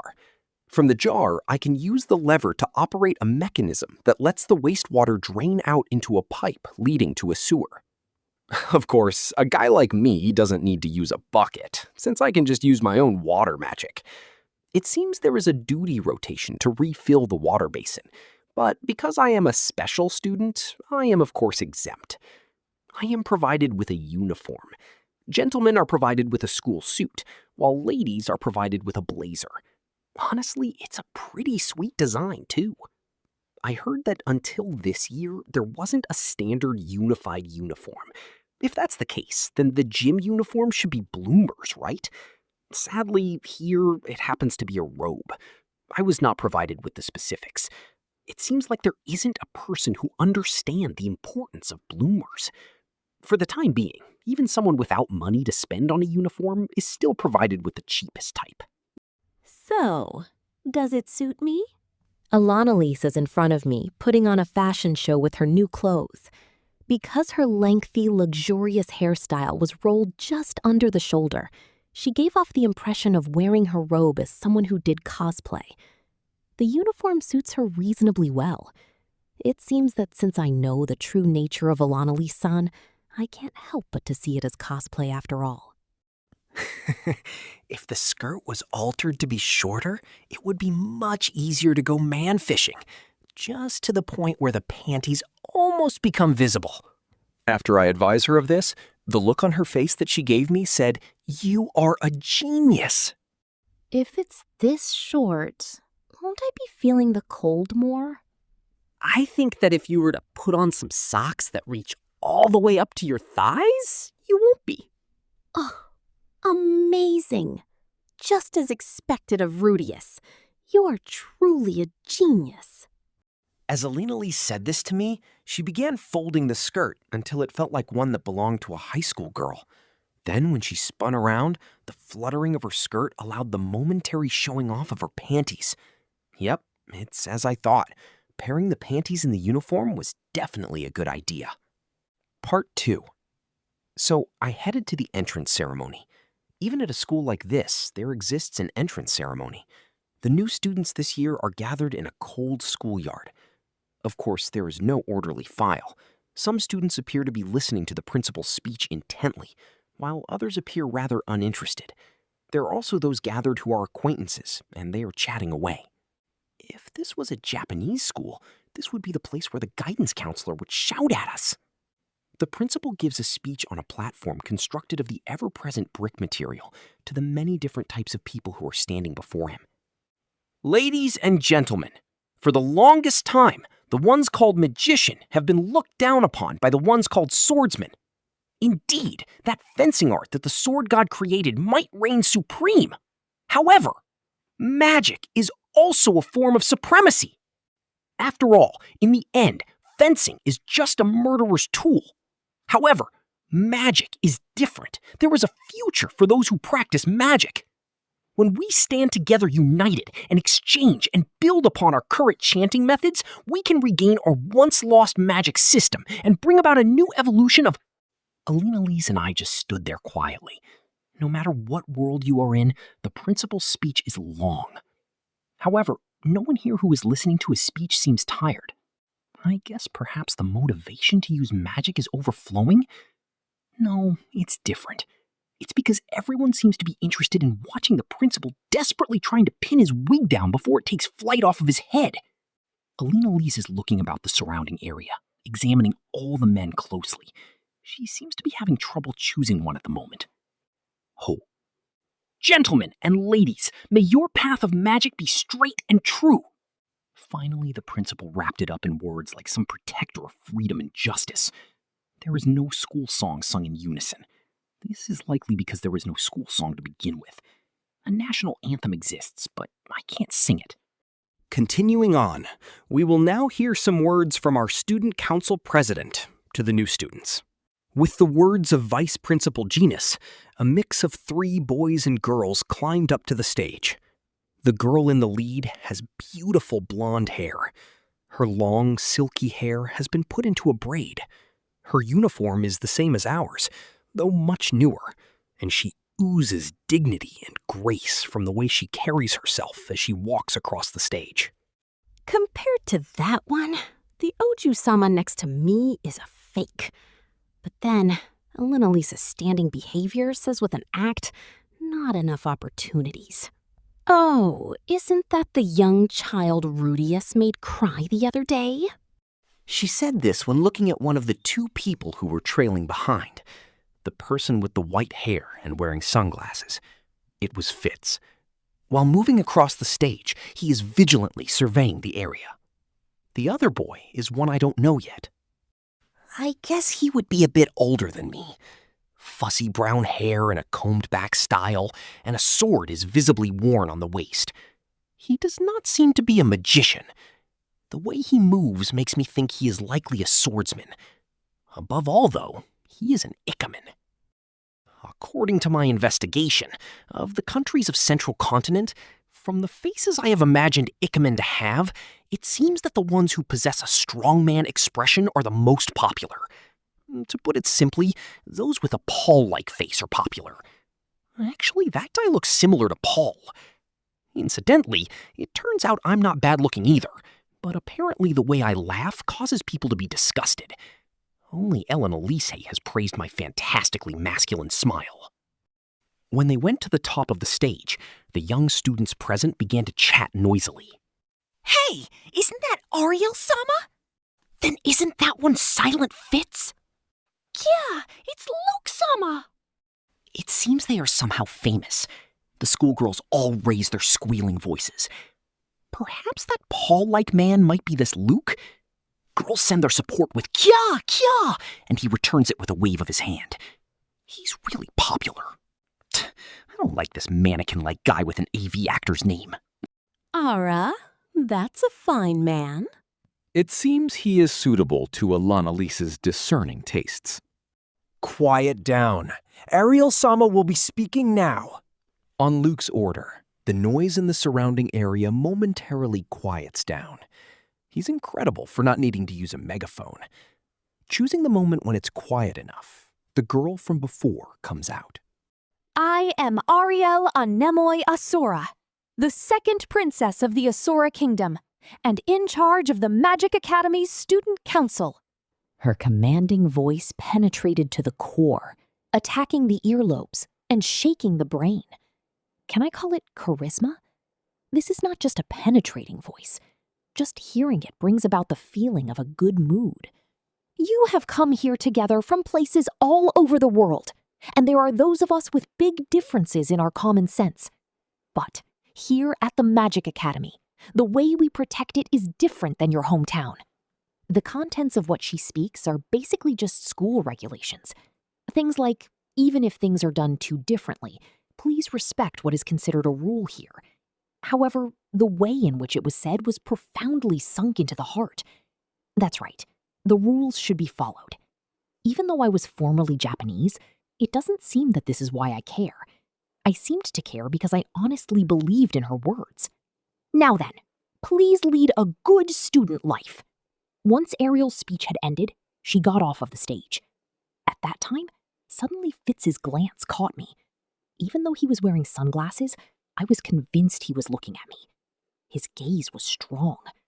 This might be bad. I should hurry and go buy a box of cakes already. Part 3. After the entrance ceremony ended, I separated from Elenalise and went towards a certain classroom. It is necessary to participate in homeroom at least once a month. According to the story I heard, including me, there were only 6 others who were special students. I was asked in earnest to avoid quarreling with them. Even if it was asked of me, I don't have any intention to get into a fight with anyone anyway. I'll just shrug away whatever is troublesome. As I think this, I reach one end of 3 school buildings set in a line. My classroom is in the rear room on the 3rd floor. On the way there is a line drawn on the ground. It reads, "Ahead of here is the classroom for special students."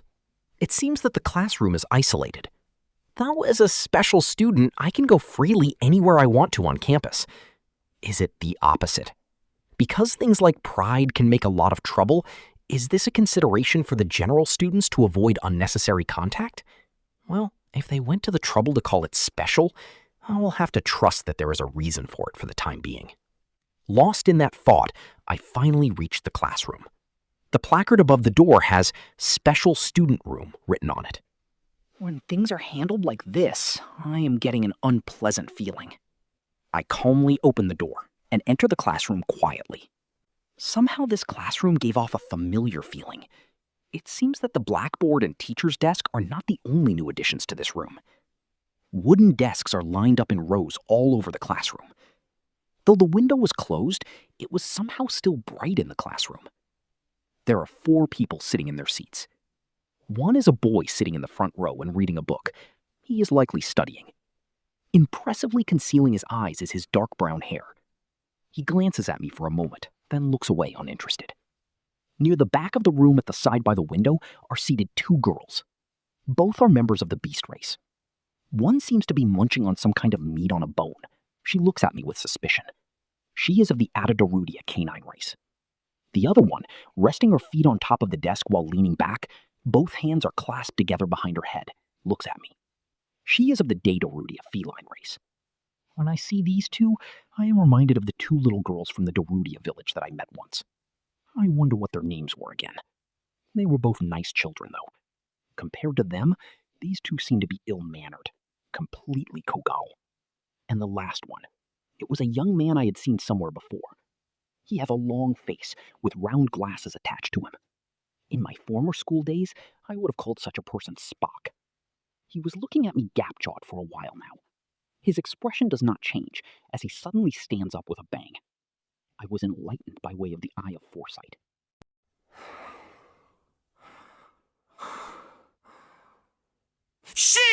Shisho! Yes! Come crash into me! Rock bullet! there is a heavy-sounding thunk. Shisho!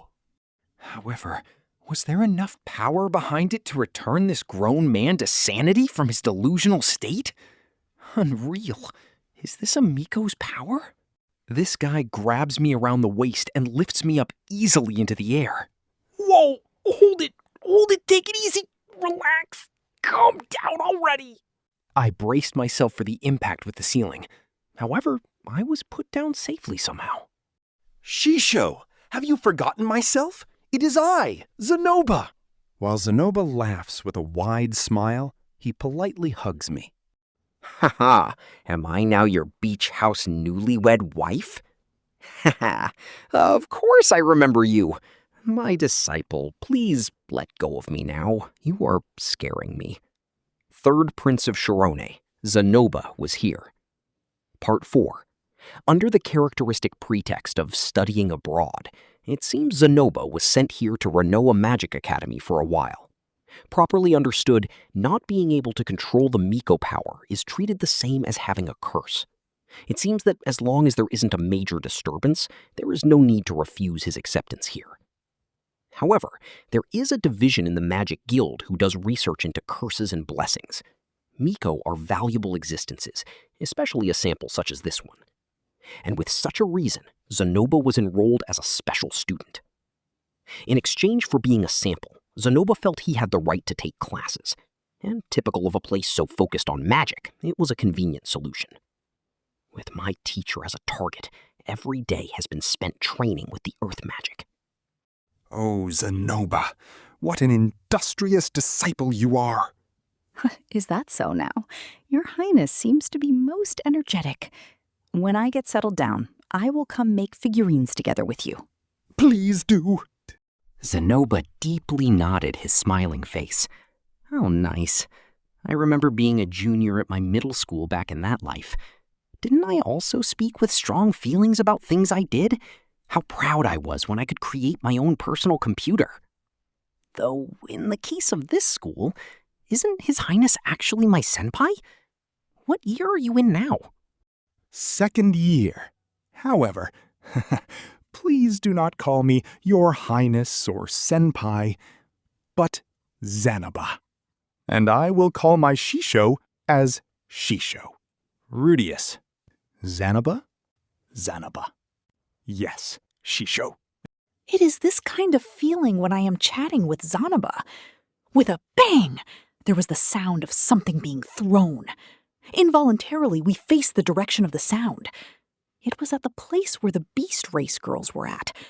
Where there were 2 feet on the desk before, now there was just 1.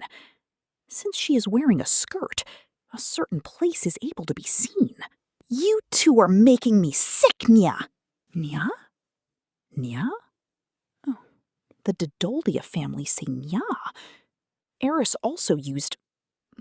No, I don't want to remember that right now. If I go and remember Eris now, I'll just be frustrated. Oi, Zanoba and you? What the hell are you all chatting about? Renia Dono.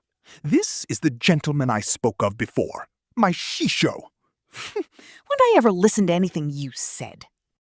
This cat-eared girl was irritated, and so she kicked the table above her with the heel of her foot, loudly. Zanoba? Oi, come here, you, oi. You understand, right, nah? You understand what I'm saying to you, right, huh? The face of Zanoba stiffens. Is it possible? This person is bullying him? If it's Zanoba we're talking about, then this person must be considerably strong. Wait, it might just be a matter of something like jocks and nerds. If you understand, then bring that guy already! After a couple of short tugs, I am pulled away. Sorry, Shisho. Don't be. It's not a problem for me. I approached the cat-eared girl as told. A cat-eared girl and a dog-eared girl. The both of them stare me down for a moment. If it was the me from before, my feet would probably be shaking from their glares. However, I'm not scared at all. Should I say something? I've been like this for a moment now. However, it is not only glares.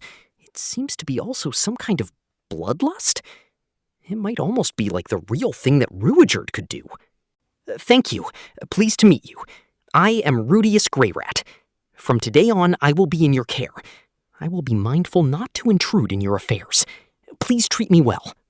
I bend deeply at the waist, in the Japanese style. After all, there's nothing better than behaving properly in front of people that act like this. The reason being that I am trying with the utmost of my ability to have nothing to do with them. Then I was laughed at by Rinia. Oh, can't hate an obedient guy like this.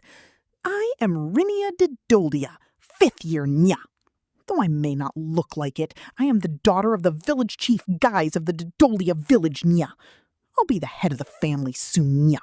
I'm just taking care of some things here until then, Nya. That sounds like typical matters of Dodoldia tribe, after all. Moreover, Guy's daughter. Didn't I remember him saying his eldest daughter was abroad studying at another country? Was it here? How nostalgic. Is that how it is? When I was last in Dodoldia village, I was deeply indebted to Gies-san. I am deeply moved to think that I might be able to meet the daughter of my benefactor in such a place as this. So how are such things faring for the granddaughter of Gustav-san? Gustav-san was also a considerable help to me as well. He lent me a house to stay in during the rainy season. Oh, is that so?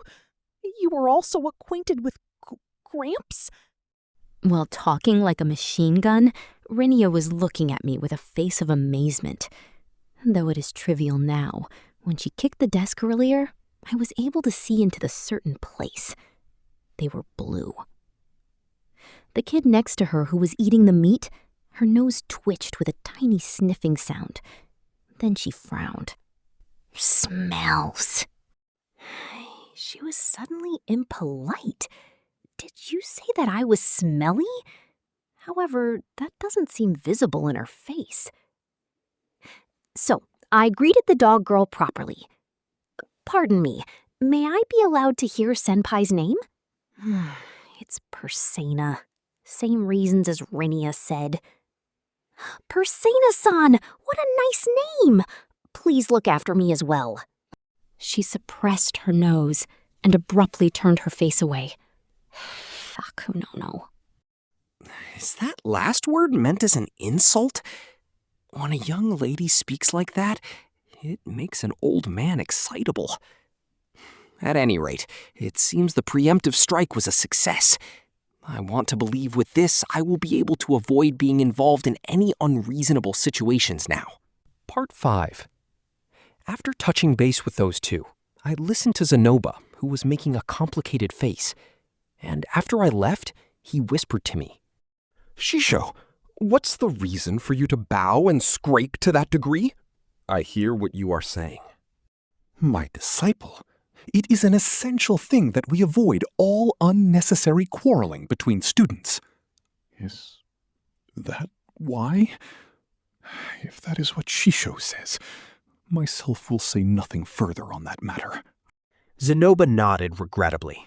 I have no idea what was done before, but if this guy is bullied next time, I will become his shield properly. Bullying is no good. Absolutely no good. Oi. While I am thinking, a voice calls out from behind me. Yes? What is it? When turning around, it was the boy who was in the front row now standing. You. Just a moment ago. Did you say your name was Rudeus? Yes, I am called Rudeus Greyrat. I am pleased to meet your acquaintance from here on, Senpai. The boy had the look of complete confusion when I went about bowing my head. Cliff Greenmore, the genius magician. Genius magician, is it? Isn't that amazing? Does a genius call himself that? Isn't that a bit shameful? In just 2 years, I have managed to learn all attack magic to the advanced level. My recovery, detoxification, and divine attack magic are already advanced level. Though my barrier magic is only at the beginner rank, I will soon be at intermediate. Unfortunately, there aren't better teachers of it here. That's pretty impressive. I honestly praised him. I nod my head to his self-proclamation of being a genius. Exactly how much effort would be required to get 7 categories of magic all the way up to the advanced rank in just 2 years' time? For me, my recovery is only middle rank, and my detoxification is still beginner rank. Though I thought that there was always going to be someone better, nonetheless, it's still an amazing thing to meet one. Is this a special classroom? Is my pride undamaged because I've acquired up to saint rank in water rank magic?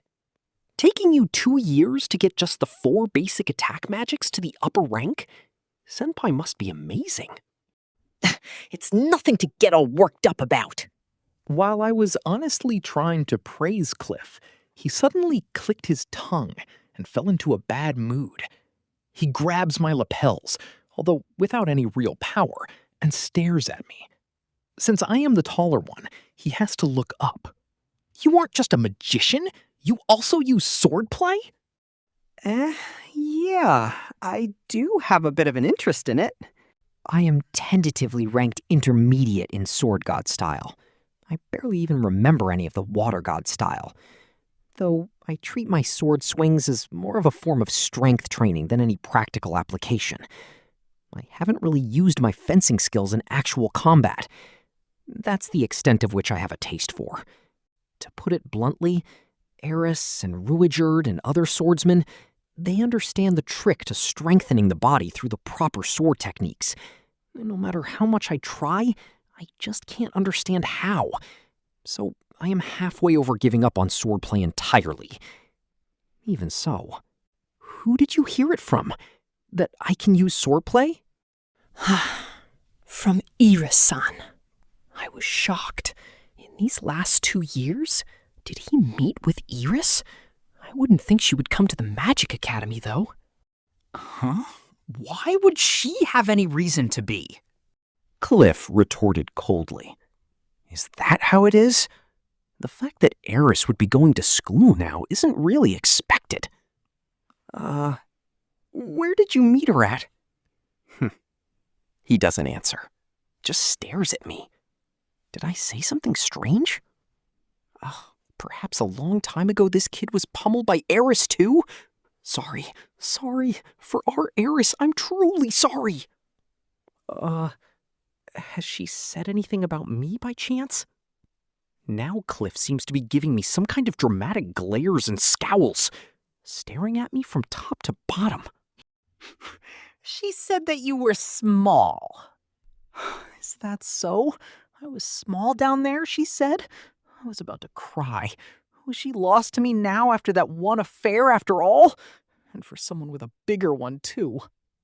Well, you might say that after being separated from her for 2 years. I have grown up because of her. Did you separate from Eris-san? I get the feeling that something isn't meshing right in this delicate conversation. That something is very wrong. Before I can confirm what that is. It'll be fine, though. In the end, someone like you doesn't balance well with someone like Eris-san anyways, right? My chest caved in at such a phrase. Cliff snorted and then returned determinedly to his seat. I need to give special attention to this one. Part 6. Afterwards, the teacher came, and after my introduction and some simple contact information, homeroom was over. It seems one person was missing. Ara? Didn't I hear that there was one more who was also a special student? When trying to ask Sonoba, he shook his head. Silent Dono is exempt from morning homeroom gathering for 1 month, it seems. And the reason? Myself is not sure of that. The last person seems to be called Silent. I wonder if they are capable of using Kagejutsu also. It is well known that they are doing this and that behind the scenes of the school right now. They expanded the menu of the school cafeteria. They have created new magic items. Even these uniforms were conceived by Silent Dono. It is even rumored that she has received a recommendation by one of the 7 great world powers, and that's why she is receiving special treatment. Hearing Zanoba go on, my mind was painted with the thought of only one kind of man, a mad scientist. adorned in a white robe with big bottle-bottom glasses, wielding a flask containing some kind of green concoction. Though the head comes up with good ideas, usually he leaves people with bad feelings. Silent Dono is usually shut up in their laboratory, but sooner or later, they will have something to do that will require them to show up before Shisho. Zanoba had said such a thing. By the way, Silent happens to be a third-year student here, another senpai. I will be humble when I meet them. Afterward, in this way, I managed to successfully enter into the special student class. It seems because the characters have increased, I need to tidy that up at once. First years: Rudeus, hentai magician; Ellen Elise, bitch elf. Second years: Zanoba, super strong figurine otaku; Cliff, genius magician. Third years: Silent, mystery man. Fourth years: Ariel, Asura Kingdom's second princess; Fitz, white hair and sunglasses; Luke, Ikemen. Fifth years: Rinia, cat; Persona, dog. Volume 7, Chapter 5, Part 1. After homeroom ended, Zanoba dutifully attended his next class. It seems he is not allowed lesson exemptions. Cliff seems to be naturally serious about his lessons. Rinia and Persona seem to give off the feeling they're boycotting their lessons, but they appear to attend seriously. According to Zanoba, in 2 hours it will be time for lunch. I was invited to join him for the meal. How pleasant. I will eventually be taking classes. However, don't misunderstand my reason for coming here. I never came to this school to study, but I also can't be doing nothing for as long as 2 hours. Though I did not come to play around either. For the time being, I decided to take a look around the campus. I was able to see the approximate locations of each classroom on the map. However, it would probably be better if I went to see it by walking there. As I thought this, I began to walk. First off is the school infirmary. The infirmary of this school is spacious. It has 8 beds which are in a line. There are 2 healing art users residing here. It must mean that it is possible that there are many people who become injured in magical accidents. Just now, a man twice my height was carried in with a stretcher. One arm seems to be broken and a leg is bent in an unusual way. One of the healing art users is rapidly chanting spells on the broken arm. It is intermediate rank recovery magic. At once, the man's tortured expression relaxed a bit. So as to not be a nuisance there, I left. When I looked at the placard at the entrance, I saw primary medical ward written there. It wasn't the school infirmary. Next stop was the athletics warehouse. This room was adjoined to the one I took the training examination in the other day. Of course, the door is locked. Do I need to get the key from the administrator's office, or perhaps I need to find the gym teacher? Or if I was to happen to use a little bit of chantless incantation earth magic, would I not be able to unlock it that way? So with just a little bit of magic, I unlocked the door and entered inside. The inside is a bit dusty and smells of mold. Rather than an athletics warehouse, I got the feeling it was just a regular warehouse. Lining the shelves were various kendo equipment, like helmets and chest protectors. In the corner of the room is a box that looks like an umbrella stand, which has many places for magicians to put their magic wands. Some kind of iron figure had a number of places marked with some kind of unknown white powder. However, this is not what I was looking for. It seems this school doesn't have the equipment for platform or floor exercises. So basically, this isn't an athletics warehouse. It's just a training tools room. Next stop, the rooftop of the school building. Oh, this school doesn't have a rooftop access. Since it snows a lot in this area of the world, a sharply sloping roof is a fundamental design, it seems. Though it seems there is something like an attic, I pass on it for now. With the rooftop being no good, I decide to visit the library. The library of this school has its own independent building. Leaving the athletics warehouse, I walked for about 10 minutes until at last I reached a particular 2-story building. When I tried to enter, I was stopped by a door guard. Stop! I haven't seen your face before. Are you a new student? A problem with your lessons? Yes, I'm a new student. Special student. And I'm exempt from lessons. Show me your student identification. Trying not to act suspiciously, from my breast pocket I take out the identification and hand it over. The guard stares me up and down for a moment. All right, I seem to be confirmed. I am deliberately checked for anything suspicious. Afterwards, a rough explanation of the important points on how to use the library was told to me. Magic is forbidden in the library. Removing a book from the library is strictly prohibited. However, sometimes certain materials may be loaned out, but only temporarily. In cases like that, permission must be obtained from a librarian, which means forms need to be filled out. Naturally, any damage to a book will be met with a disciplinary action. It's pretty much the same as any library anywhere.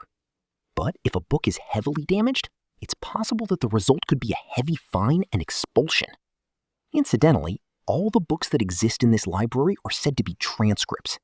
Even if the damage is just to a transcript, that is grounds for being made to withdraw from school. Is that because books in this world are naturally expensive? You are considerably strict here, aren't you? There was a troublesome person here before who was substituting books. They were selling these precious materials in the marketplace. So the guard says. When I entered the library, it had the faint smell of books, the unique mixture of mustiness, dried ink, and old paper. It also has a bathroom near the entrance. Perhaps it's a countermeasure to the Aoki Mariko phenomenon. I offer a light greeting to the librarian, then head further inside. At the entrance are tables and desks lined up. From the middle to the back are rows of bookshelves. Oh, I instinctively exclaimed in sheer admiration. How many books have I read since coming to this world? It is the first time I have seen such a large amount of books side by side. The first floor opened up wide to an atrium-like ceiling. The entire second floor is occupied by bookshelves. Various places throughout the library have a chair and desk. As expected, there is likely no shortage of schoolwork that needs to be done here. It's just about time I looked into some things. Then I recalled the advice of Hitogami. Hitogami, whispering and manipulative. Rudeus, enter Renoa Magic Academy. Then examine the matters of the Fedoa Territory Metastasis event. If you do this, you can regain your confidence as a man once more. Whispering and manipulative. Rudeus, enter Renoa Magic Academy. Then examine the matters of the Fedoa Territory Metastasis event. If you do this, you can regain your confidence as a man once more. Up until now, I have done nothing but give special care to that last sentence. However, investigate the metastasis cases was what he was saying, right? That was close. I had almost completely forgotten. It's fine, though. There should be quite a few books on that subject, so in regards to it, I should be able to do some detailed research. However, since there are just a few books, where should I begin looking from? Should I ask a librarian about this? I shook my head and decided against it. For the time being, it's not like I have to immediately start researching. And anyway, as for facts about the metastasis event cases, Asura Kingdom wasn't done confirming everything yet. And just a cursory amount of studying won't make me understand the whole situation at once. So for now, it'll be good just to know where the book reference materials are in the library, I guess. As I thought this, I meandered between the bookshelves. There were indeed many books of different kinds. Though the majority of the books were in human language, there were those that were also written in beast god language or demon god language. There was a book in fighting god language as well. I am not knowledgeable if there are some in heaven god language or sea god languages though. I would need to transliterate the letters of those languages to one I know already before I could even begin reading it. Ah! From behind me, a small voice raised up. I turned around. That white-haired, sunglasses-wearing boy was looking at me. It's Fitz! He seemed to be carrying several books and scrolls. I panicked for a moment, stood at attention quickly, and then bowed apologetically. It's fine. Raise your head. In my previous life, the one person I respected was a character called Masa. He is a member of society who managed to weather all the problems of the world by performing dojitsu. One of his techniques is called, when you've made a mess of something, make the humble apology in a place like a toilet or the like, not by shouting abruptly in an important place. I rushed into a direction where I would be excused of the bad feelings Fitz may have held for me and tried to clear them away. It seems successful. Rudeus-kun? For what reason are you here? Doing a little bit of research. About what? Metastasis events. Why? I was also a resident of Fedoa territory in the Asura Kingdom, and the metastasis event there had flung me far away to the magic continent, for instance. The magic continent? Yeah, it took as long as 3 years, but I managed to come back. During that time, I managed to find my family, though there is still one person I haven't found yet. But there is a good chance, if I examine this in detail, I may find a lead, right? Is perhaps, for the sake of that one person, the reason you are in this school? That's right. Though there is no way I can say that the reason is actually for the sake of curing my erectile dysfunction. However, it's not a lie to say I do want to examine what happened with the metastasis events. Why did that event even occur? I have the desire to know. I see. You are an amazing person, after all. Fitz says so, and the back of his ear makes a crunching sound as he scratches it. What's so amazing about a person who hasn't discovered anything yet? That is, what did you mean by that? Well, it's fine. However. So, what is Senpai doing here? Ah, that's right. I was supposed to be bringing these materials somewhere. I've got to run. Rudeus-kun, see you later. Sure, later. Fitz gave off a panicked look. He was about to turn on his heels and head to the librarian. Oh, that's right. If it's about metastasis, then a book by Animus called Investigation Records of the Metastasis Labyrinth is a good story you should read. It'll be easy to understand what it's about. And with those parting words, Fitz left. While it did not seem Fitz was good at talking with me, he didn't leave me with the impression that he harbored ill feelings towards me. It appears that he wasn't holding a grudge about the matter of the examination test after all. Though I may have misunderstood because his gaze was so strong, it seems that he might be a relatively good person after all. Part 2. I inquired with the librarian where the investigation records of the Metastasis Labyrinth was located, and passed the remaining time until lunch came, lost in reading. It wasn't a very thick book. It was barely the thickness of a notebook. The number of pages was less than 100. The story was about Animus Macedonius, who was an adventurer from the northern lands, who was said to have challenged a labyrinth.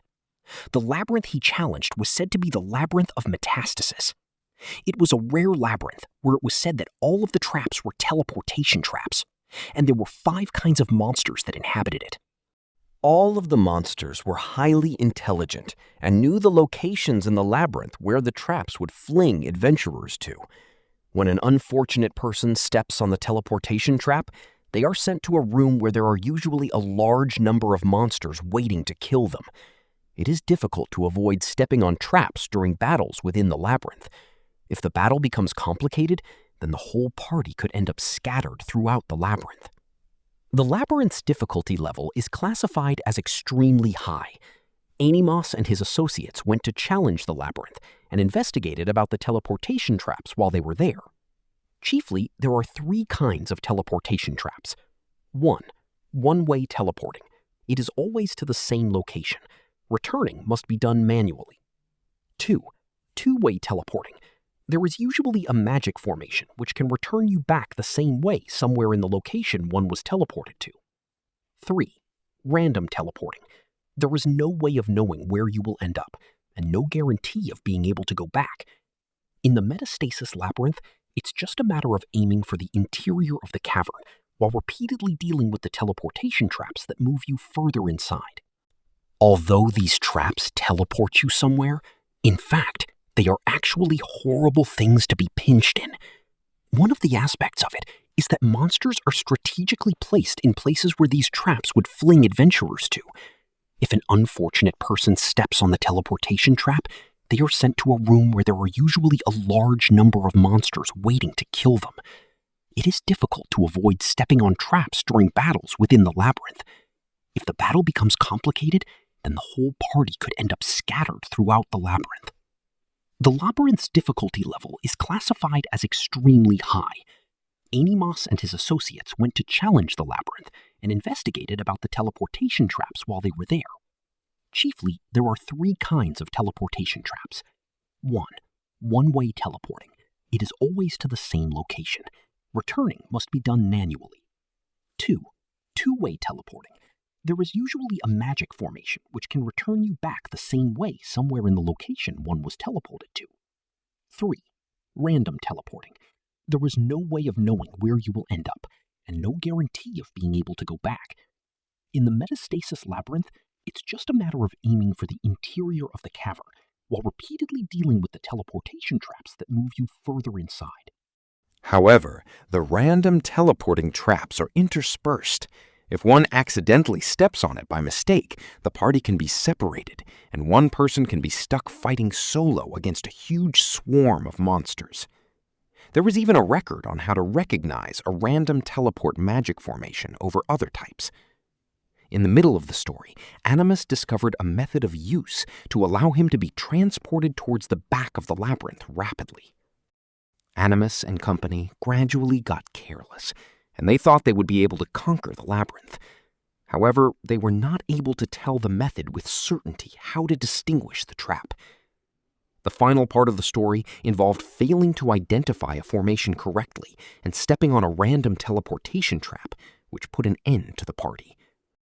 Animus was surrounded by a large amount of enemies, and though he lost his right hand, he somehow managed to survive. However, he lost 3 colleagues at the same time. And since Animus's body was no longer able to fight, he gave up adventuring.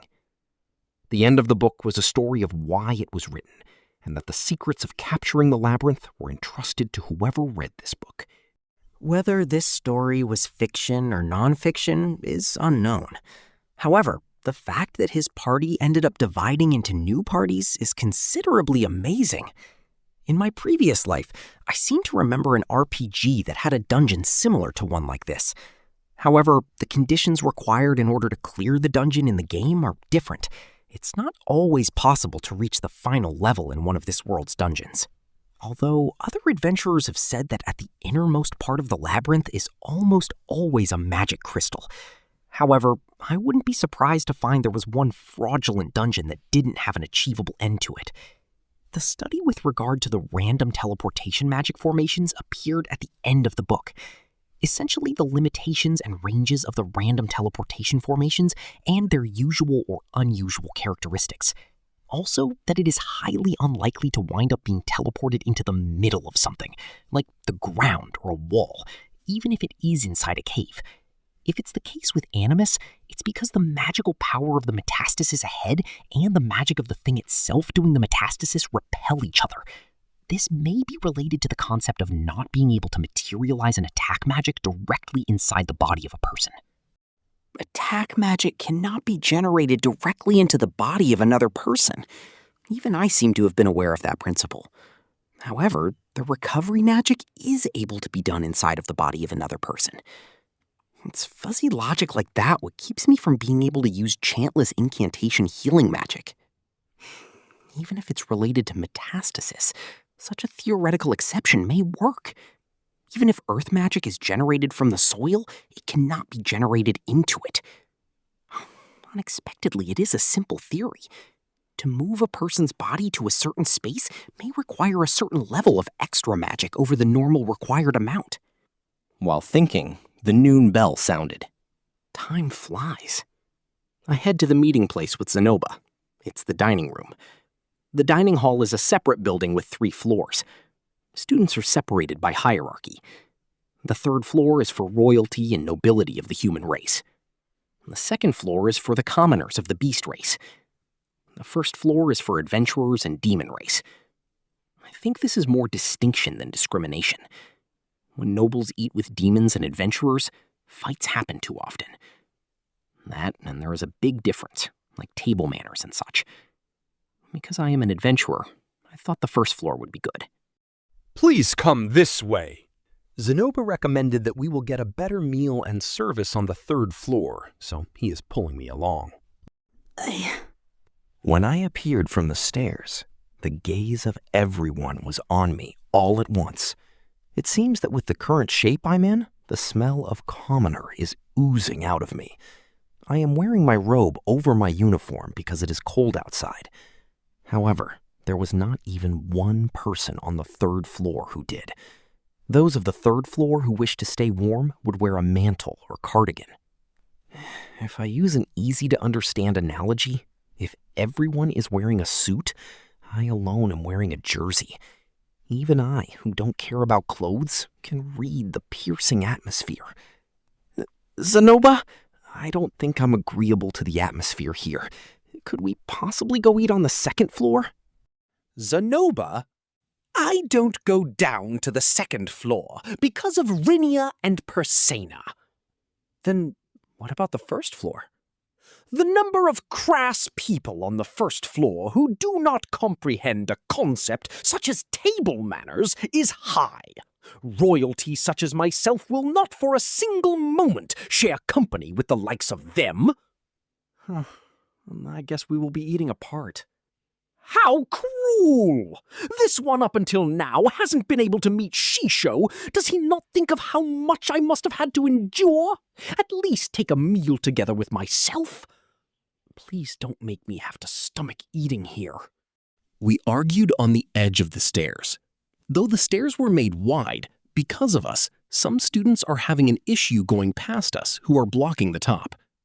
At that moment, It's Luke-sama! From downstairs, I hear noisy voices. Those shrill voices approach closer. Oh, Luke-sama is next to me! No way! Luke-sama, don't go! Nay, Luke-sama, for your next date, would it be all right if I also go with you? I can't possibly do that. I am sorry. I can't possibly date more than 2 women at once. You see, I only have 2 arms. If I were to date 3, since I don't have 3 arms, that lady would feel terrible if I was unable to lead her around as well, right? Terrible, right? Because I'm such a popular person. Let's make a date for another time, all right? Certainly, if it's next month, my left arm will be vacant by then. While saying some incredible things on the way, from downstairs came the boy who looked Paul-like. On both sides of the boy are girls whose chests are clearly cramped into their uniforms. Moving his hands to their waists while laughing frivolously, he climbs the stairs. While pondering that, suddenly his eyes focused on me. Hey, you. Luke's eyes narrowed. That frivolous face from before gradually steepens. If I remember right, the one of Fitz's. As I said that, I bowed immediately. This person was also one who saw the match between Fitz and I, and while it seems Fitz might not be angry any longer, because he is a colleague, there may be some lingering feelings of animosity with this one too. These kind of people tend to worry about the honor of their group members. It is nice to meet you. I am Rudeus Greyrat. From this day forward, I hope to receive your favor. Please kindly look after me, senpai.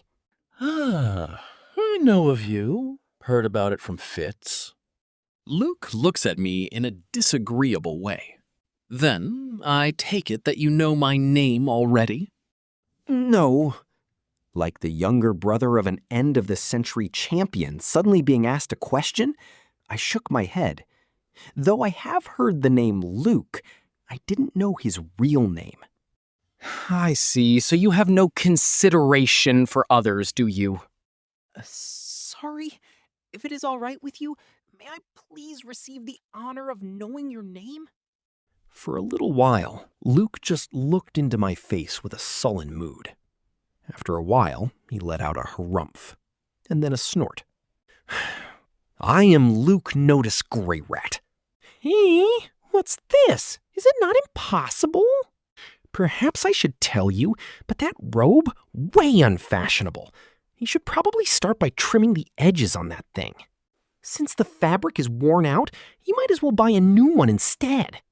I hear the reproaching voices of the accompanying girls' group as they sharply rain down criticisms. But nothing they said to me went into my ears. Luke Notice Greyrat. It was a former name of my father, Paul. Paul Notice Greyrat. A love child? Not likely.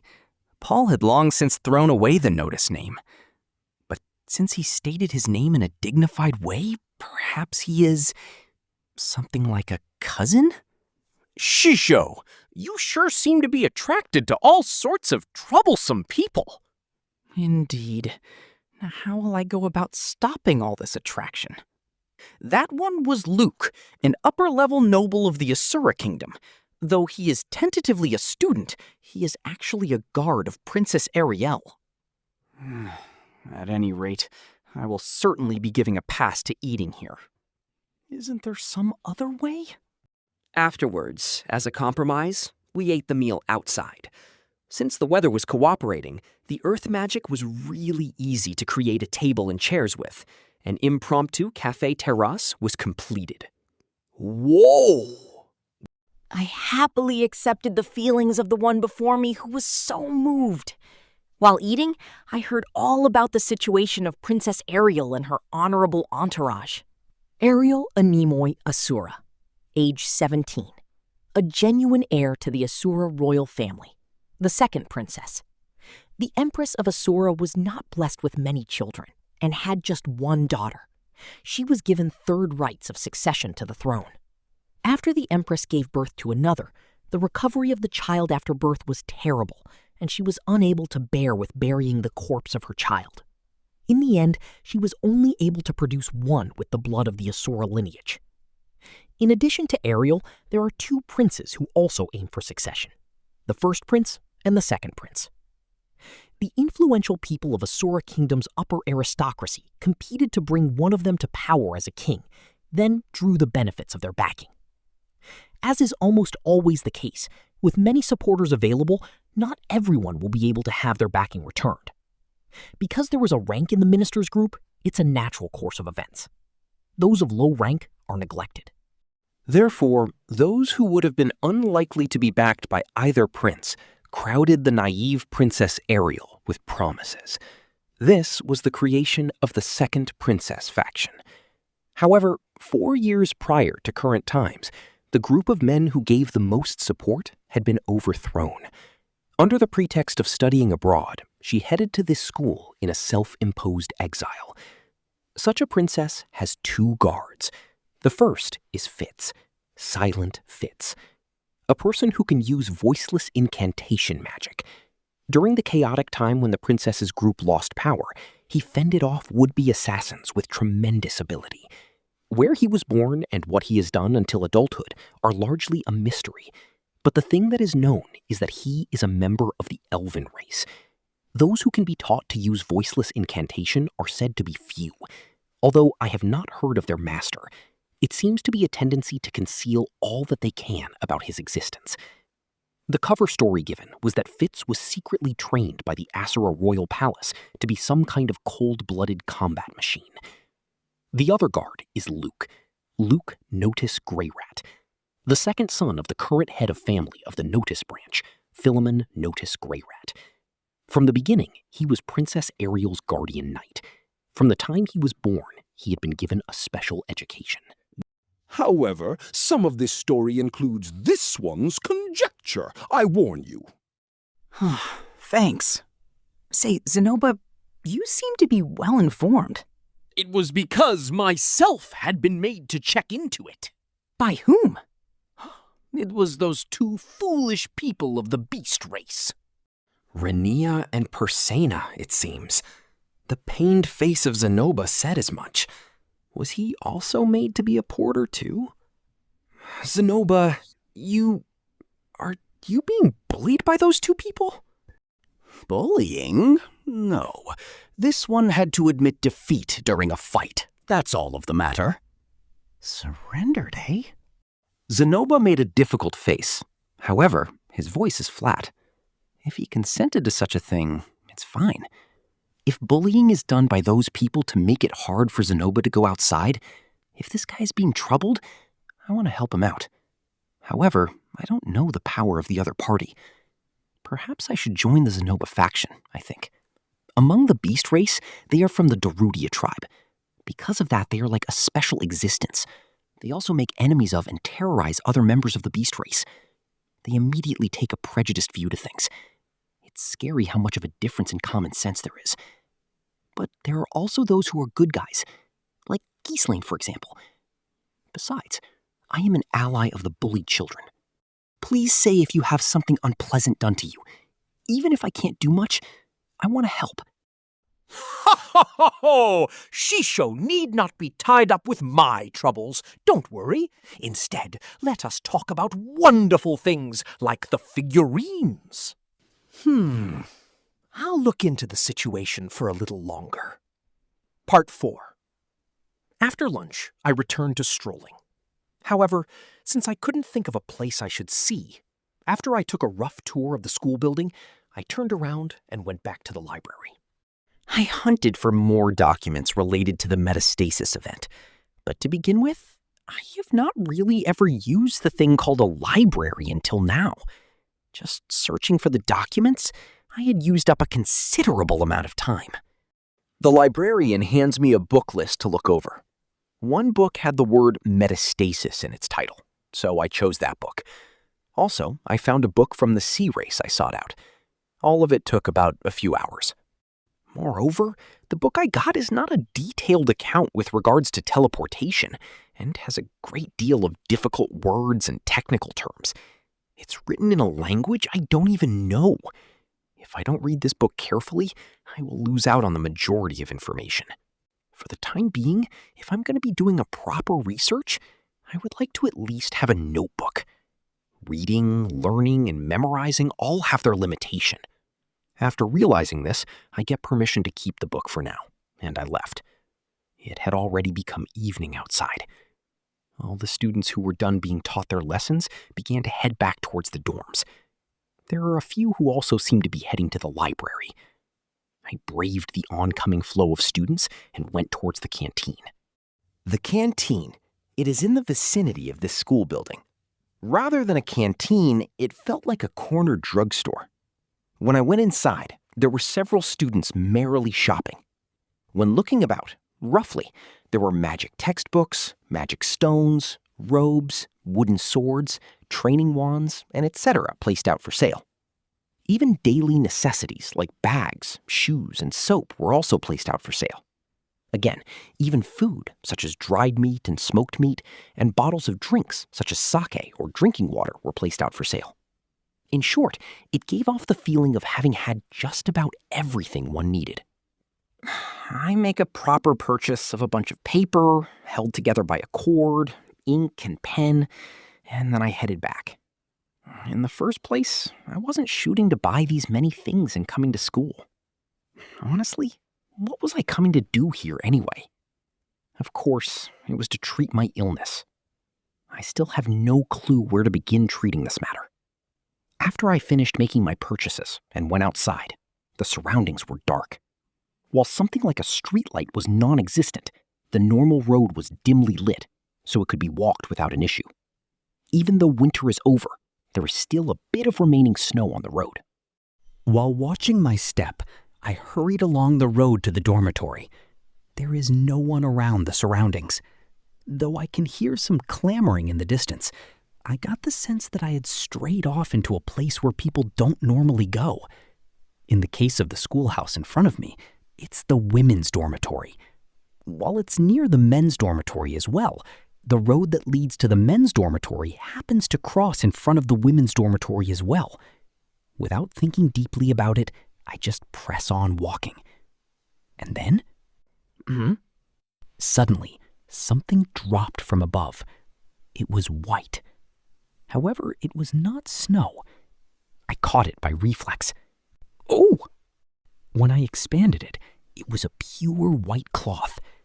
It had a little decoration, but was not too showy, giving off the impression that it was neat and clean.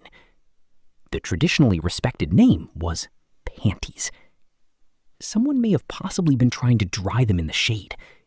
I thought that if I looked up, I had the feeling I might be able to see the owner of this missing item. However, because it is dark, I cannot make out a face. But I saw a form. Did someone lose something important? Yeah! Underwear thief! Eh?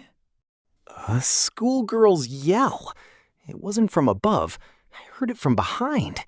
Turning around flustered, I was being pointed at while a figure was shrieking. It's a misunderstanding, but it's too late to think about it now. In a matter of moments from the time the shriek began, a window from the veranda opened with a banging sound, and from the first floor, a shadow jumped out. With that, while besieged by accusations, I remained in the position of holding the raised panties. Somehow, I don't know what's going on.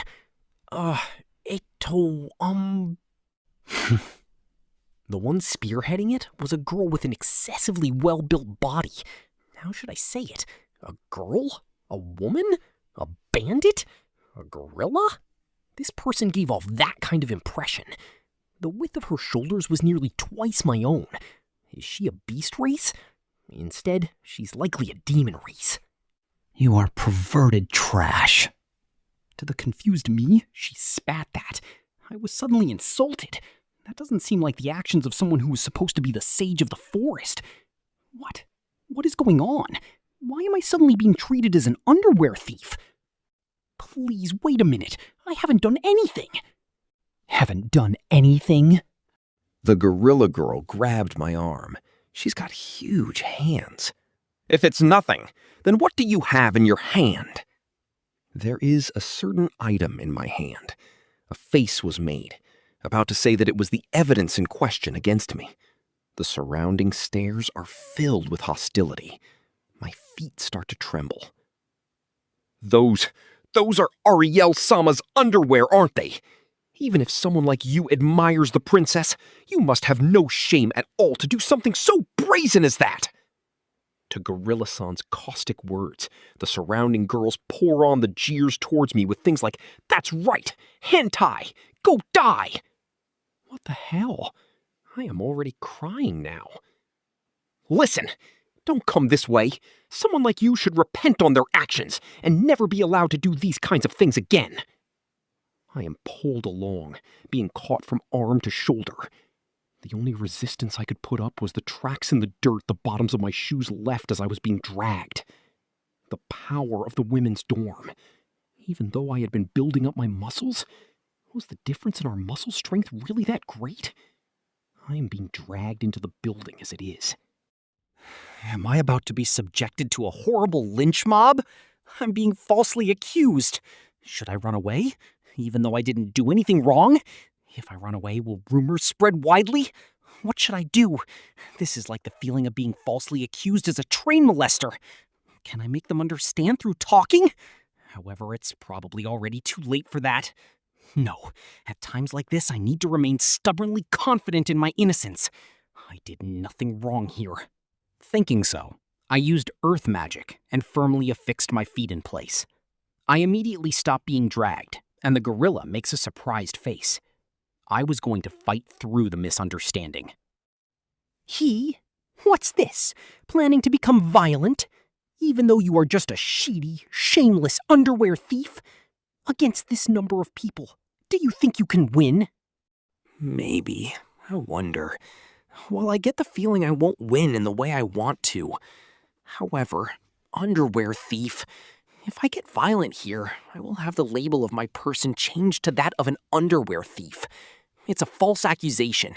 However, if I get violent, the false charge would likely change into something like rape and pile up. Then the current false charge becomes lost entirely. I might be dealt with in some kind of appeasing move by the administration. Could be driven in a corner to the point where I would have to withdraw from school. How annoying. What good can come out of this? Wait a moment! Stop the arrest! Wait for just a moment! It was the voice of a boy with a high pitch. Fitz-sama! Fitz-sama! Fitz-sama talked! What's going on here? Parting the crowd here was a small boy with white hair and wearing sunglasses. It was Fitz. I'm sorry. That underwear. I was just trying to air dry them after I cleaned them, and they accidentally fell down. He only picked them up because of my mistake. Fitz stands between the gorilla and me, while panting heavily, and took the trouble to explain what had happened. Gorilla made a snort and humph. Fitz-sama, I already know that Ariel has entrusted you with taking care of washing her undergarments. However, the gorilla continues, that and this are a different story, though. This guy, at this time of night, was walking in front of here. It was decided already that after sunset, only women can go down this street. Is that how it was? I didn't see any sign mentioning that. I, who looked puzzled, gave a backward glance to Fitz. He is a new student, a special student, with a single room, so he didn't have a roommate who would have explained that minor rule of the dorms to him yet. Will you please overlook this matter for me? Fitz-sama was desperate. I also felt the desperation in his voice. I somehow want to know why. The gorilla faces this direction. Is it the truth? Or so she was about to say. I nodded moment by moment. Since Fitz-sama is defending you here this much, it might be the truth. However, it is also true that you violated the agreement of the dormitory, so you still need to receive a punishment as a lesson. As she said that, she tried to drag me again, but her movement was stopped. Before anyone noticed, Fitz had pulled his wand out, and it was pointed at Gorilla's face. I'm pretty sure I just said he wasn't in the wrong. Listen up. You better take your hands off. Fitz-sama?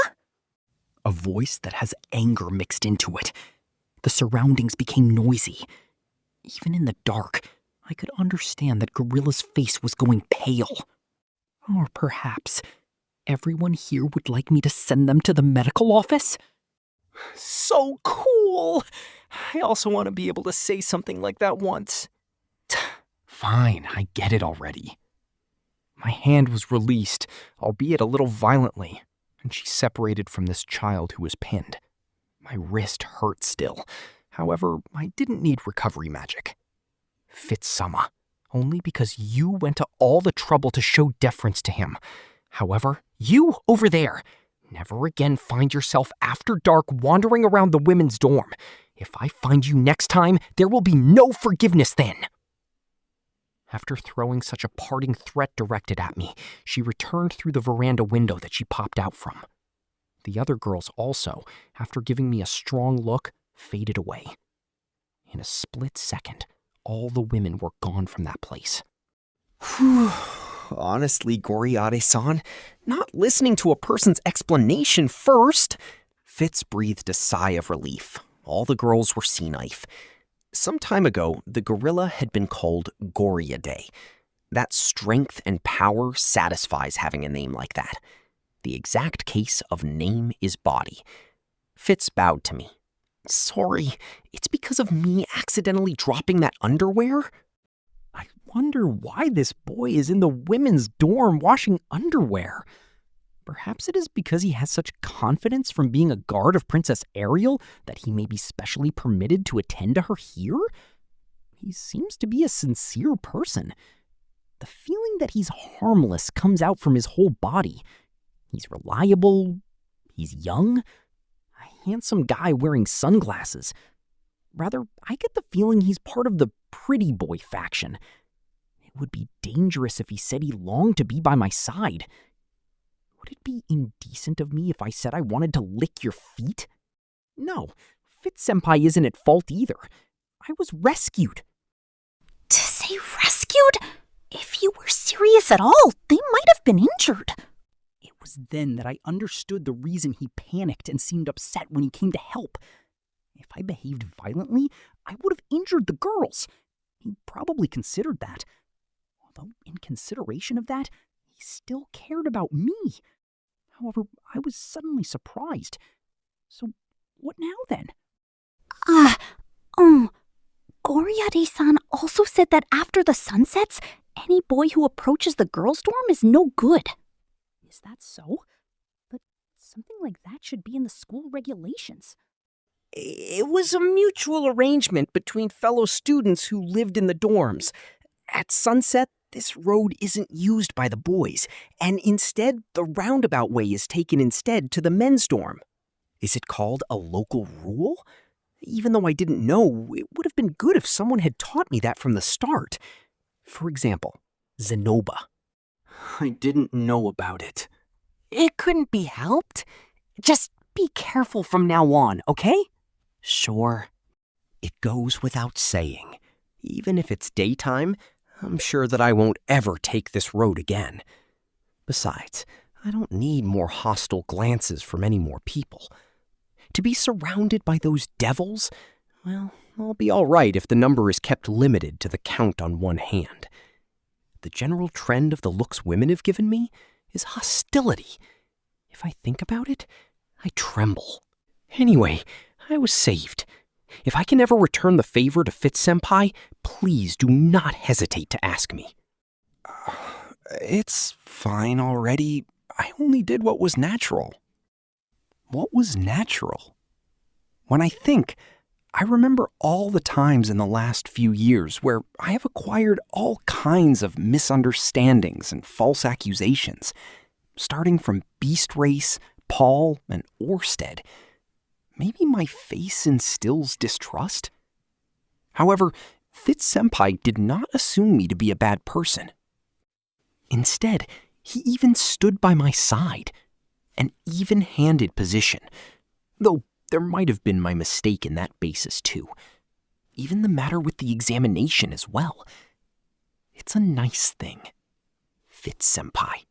A refreshing disposition, no grudge about the examination matter, gave me advice in the library, is well known in the academy, and isn't prideful, properly helped before with the state of things.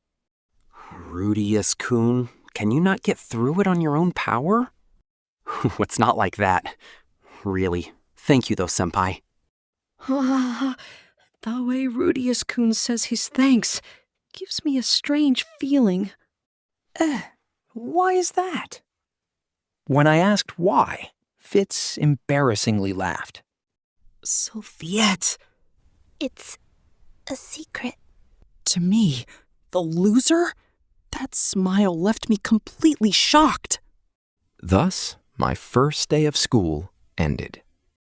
Volume 7, Chapter 6, Part 1. Around 1 week had passed. School life is monotonous. My day goes as follows. When I wake up in the morning, the first thing I do is start my daily training regimen. In accordance with this one manga I had read in my former life, a certain man did 100 push-ups, sit-ups, squats, and then ran 10 kilometers a day, and by sacrificing his hair, he achieved something like the world's strongest power. I came back to my room and did a little bit of magic training as well. Though it had been a while, I resumed creating figurines. Because Zenoba wouldn't stop with the "please teach me shisho," I began my own difficult rehabilitation. However, I am unable to progress much here. After a short while, Zenoba comes and invites me to go eat breakfast. The order in which students of the dormitory eat is decided by what year of schooling they are in and their social position. That's more or less how things went. It's a rather hectic morning. After breakfast ends, I part from Zenoba and head towards the library. Doing my investigation on metastasis has recently become interesting. When the noon bell rings, I rendezvous with Zenoba and we eat lunch together. He is also doing his best. The parts of his lessons he doesn't understand from class, I inquire about. If it's something I understand, I try and explain it to the best of my ability, It seems Zenoba only takes classes involving earth magic. Well, I think it's fine for him to do what he likes. By the way, I've been eating meals with Zenoba almost entirely outside. Occasionally I get a strange look, but no one seems to have a problem with it. Once in a while, Elena Lise pops in. Zenoba doesn't ever seem to catch her considering eye. Then she just suddenly leaves for somewhere else. Her hangout is roughly the first and second floors of the dining hall. The reason being that she cannot bring a boy inside the girls' dormitory. When the reason for why is made clear, they instead go parking late at night off the side of the road in the neighborhood. Busy by day, busy by night? What a tough person. Incidentally, the dining hall has many different cuisines that satisfy my palate.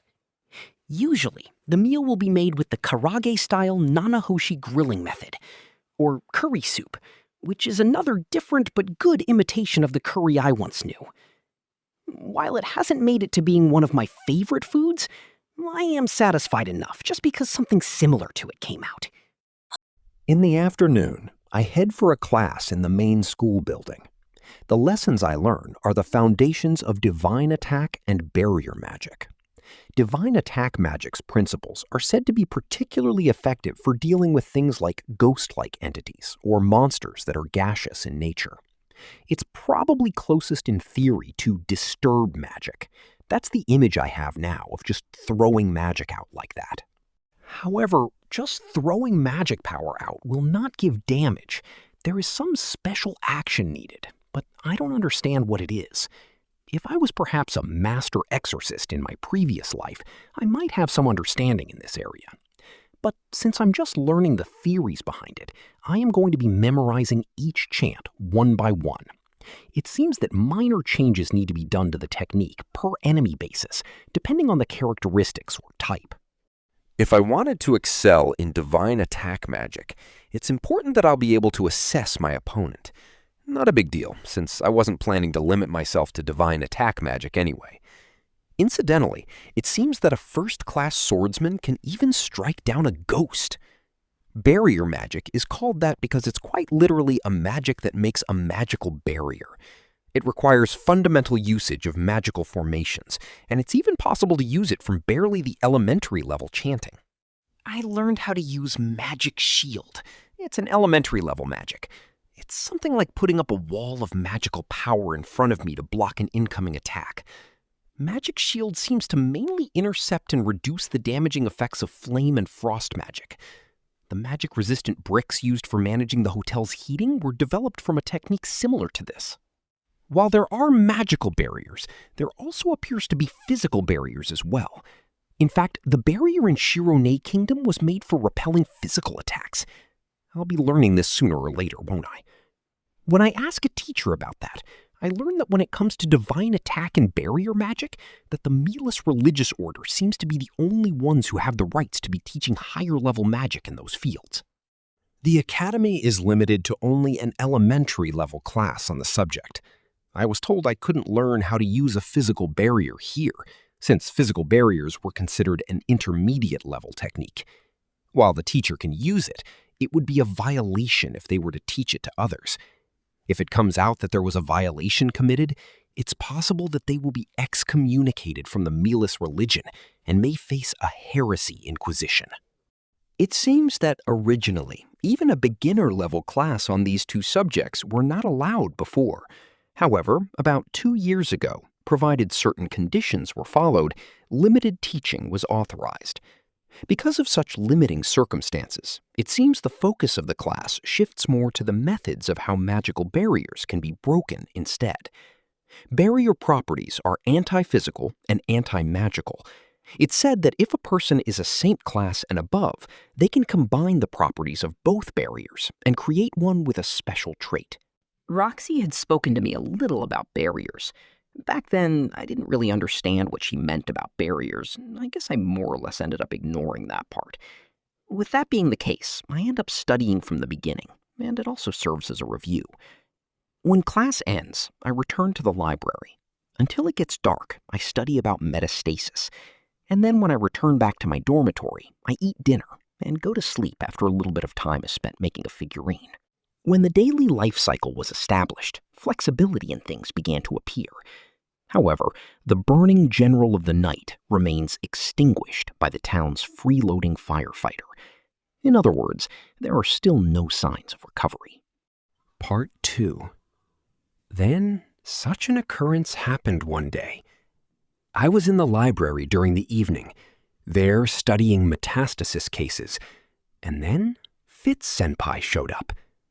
Sunglasses and white hair. He had on a stylish mantle over the specified school uniform, sturdy boots, and tight white gloves. Though I've met Fitz-senpai many times, I have a feeling he is always dressed in these clothes. Rudeus-kun, is it all right if I join you? No need for formalities. Now then, I warmed a place for you. Please sit down and have a thaw. Sorry to trouble you. When I handed over the seat I was using, Fitz-senpai sat down while trying not to be embarrassed. I pull a new seat next to him and continue conducting my research. Have you made any progress in your researching? Fitz takes a look through what books I have at hand. It's been a week since then. I have come here every day hunting documents related to metastasis. I have come to understand that similar cases to what happened to Fedowa territory also have happened in the past.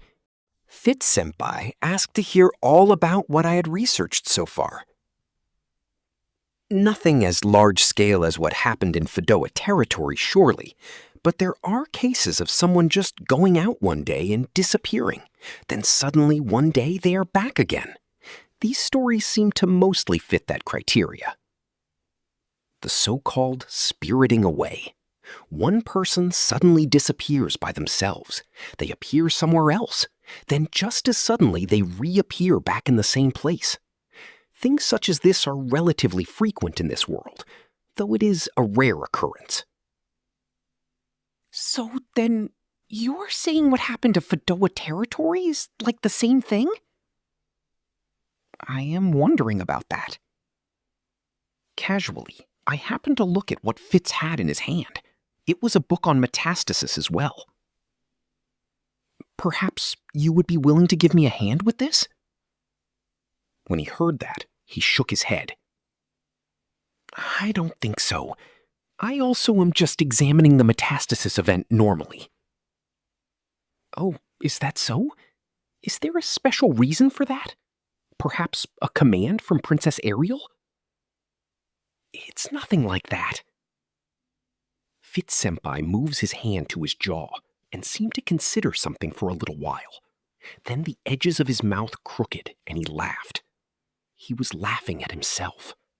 To tell you the truth, an acquaintance of mine also became missing because of the metastasis event. That is, what can I say? That's not good. I remembered the list of fatalities at the refugee camp. The number of fatalities was vast, and it's been 5 years since it happened. It's already been considered too late to find any other survivors. Surely, even an acquaintance of Fitz-senpai wouldn't be alive still. I, who had every member of his family still alive, was immeasurably lucky. Actually, I recently came into the knowledge that they somehow are still alive. Eh? Ah, is that so? Yeah, but up until that point, I had been studying everything I could about metastasis. Like, for instance, I hope to be able to discern a pattern where one could potentially occur in the future. I thought something like that would be easy to locate, so I searched and searched. As expected of senpai. How very insightful. It's nothing like that. Besides, I wasn't able to come to any kind of conclusion with all that I had found in the end. Fitz-senpai said so. His jaw slackened, and he seemed to be looking depressed. According to the story I heard, it was 1 year after the metastasis event that the princess was overthrown. Naturally, there may have been signs before the overthrowing, but at that time, Fitz-senpai was a guard. He would have had his hands full with work. Sometimes, it just can't be helped. There is a thing called a viewpoint, to give up the search when there is no longer any more reason to keep on participating. Rather, using the position of the guard, this school's library could be used to check matters concerning the case from different angles. Having been found, the information gathering was being done. With that much alone, it can be said that it was enough. Past aside, let's consider this matter from here on. For the time being, Senpai, can you tell me about what information you've managed to find in your search? Sure, I'll bring you the consolidated information tomorrow. However, I don't want you to hold too many expectations, because I don't think I was skillful at researching it. Rudeus-kun may find too many things wrong with it immediately after looking at it. Fitz-senpai seems to have no confidence. Isn't he currently a fourth-year student? Is it like what I heard a few days ago? That Fitz mostly guarded Princess Ariel to and from classes, and then did whatever routine and miscellaneous duties? Also, didn't you later say that you belonged to the student council? And in the middle of all of that, still had time to do research on this, little by little. Not escaping from all that hectic work, even with a so-called reason. He's an amazing person. Rudeus, just let me borrow some of your time, Senpai. Anyhow, all morning is assigned to research. Having seen the situation and having my previous life's knowledge, I more or less came up with a prediction. Fitz. That is, Rudeus-kun. Can I consult with you on this matter? Abruptly scratching the back of his ear, Fitz-senpai cast his eyes downward and muttered a bit. I tilt my head to the side in puzzlement. Rudeus, isn't it all right? There is the matter of thanking you for helping me the other day. I'll gladly listen to anything you have to say. Fitz, in researching the metastasis events, I'd like you to lend me a hand with it. Rudeus, no, rather you would be the one lending me a hand. I've only just started researching a few days ago, so the amount of information I've gotten so far is minimal. But I cannot give you very much time. Most likely, I imagine Rudeus-kun would be doing all the researching alone by himself. Wouldn't you hate it? Someone who just takes advantage of a partner and when he comes is likely just a nuisance? It's not that disagreeable of a thing. I look forward to working with you. Right? I also look forward to working with you. When I said so and shook his hand, Fitz became shy and laughed. With his small face and soft hand, my heart throbs. A male partner? No, couldn't be. It might be my mind playing tricks on me. Part 3. Afterwards, when I had finished performing my share of the researching, we parted ways. By the time we came out of the library, it was becoming dark. On the way back to the dorms, I have a leisurely chat with Fitz. He appears to have lots of guard work and miscellaneous duties after all. However, it seems that once every 10 days he has free time. Come to think of it, Rudeus-kun, I saw you at lunchtime today. It was impressive. It's actually surprising to see how that Zenoba Shirone has taken to you like a puppy. So by lunchtime, he means the time when I was eating a meal at the impromptu cafe terrace I created outside with Zenoba and was being watched by everyone. You might not already know this, but from the moment he enrolled here, he only ever got into fights and was nothing but a hooligan and problem child. Even if you go and say it like that, that makes it seem like he wasn't a victim of bullying. You know, a person who can easily rip someone's head off might not be so easily bullied after all. After all, Rinia and Persena were said to be misbehaving too when they were controlling the students, before they were made to be docile. Well, it seems that Rinia and Persena happened to be the school bancho. The new student who was raging challenged them to a fight and was defeated. 2 against 1. I won't say it was cowardly. Then Zenoba seems to have been treated as an underling of those two. I haven't seen much of that kind of scene, though. Please be careful around Rinia and Persena, since they may decide to pick a fight with you soon. I get the feeling I'll be fine. I have already shown submission to them. I don't need to show my face anywhere near them. While I don't know where the delinquents gather, I rarely see them in the dining hall. That is... I think that they don't want to meet me again. And why is that? During the time I was a first year, in order to mess with Ariel, they picked a fight, and I ended up defeating them. The two of them against you? Yes, however, that is, I think they might still be holding some resentment towards me. Indeed. However, if that's the case, it's definitely decided that Fitz-senpai is strong. Fitz-senpai took out Rinia and Persuna's 2 versus 1, and Zenoba lost to their 2 versus 1. Since I beat Fitz, does that mean I am the strongest? No way, right? There would be an issue of affinity. Good affinity as to whether or not he also could use the voiceless incantation Disturb Magic now that I had used it on him. But it could also be that it was just a surprise attack, too. However, if it's Rudeus-kun, I think you'll be all right. Now then, why's that? Because there is no one in this school who can defeat me one-on-one. And even though I may appear this way, I had never lost. Until you. Although Fitz praises me by saying that, I would rather commend Fitz-senpai's disposition. An undefeated person was defeated for the first time. And to top it off, he doesn't carry a grudge. Are there no feelings of regret? That magic was called Disturb Magic? It was incredible. Teach me it next time. Sure thing. I cheerfully consented. If Fitz masters the Disturb Magic, it may become impossible to defeat him. Even though I think that, I don't have the thought to decline teaching him. But since it's like that, take care of yourself, because some of those special student types are rather eccentric. The one called Cliff is quick to start a fight, and even Silent also caused a number of problems back when they were admitted. Furthermore, I even heard that there was a strange elf adventurer who became a first-year student. She has been attacking boys. I'm the kind of person who will try and walk away if I can, instead of getting into a fight. While I was talking, we came to a fork in the road. If I continue straight ahead, I will be at the women's dormitory. Though it is not completely dark yet, I have never again had the nerve to walk down this road. I have errands from Ariel-sama that still need to be done. Right. Thanks for your hard work today. Let's do it again sometime. I don't have much time tomorrow, but I'll try and drop in at the library anyway. Fitz-senpai said that as he started walking towards the woman's dorm.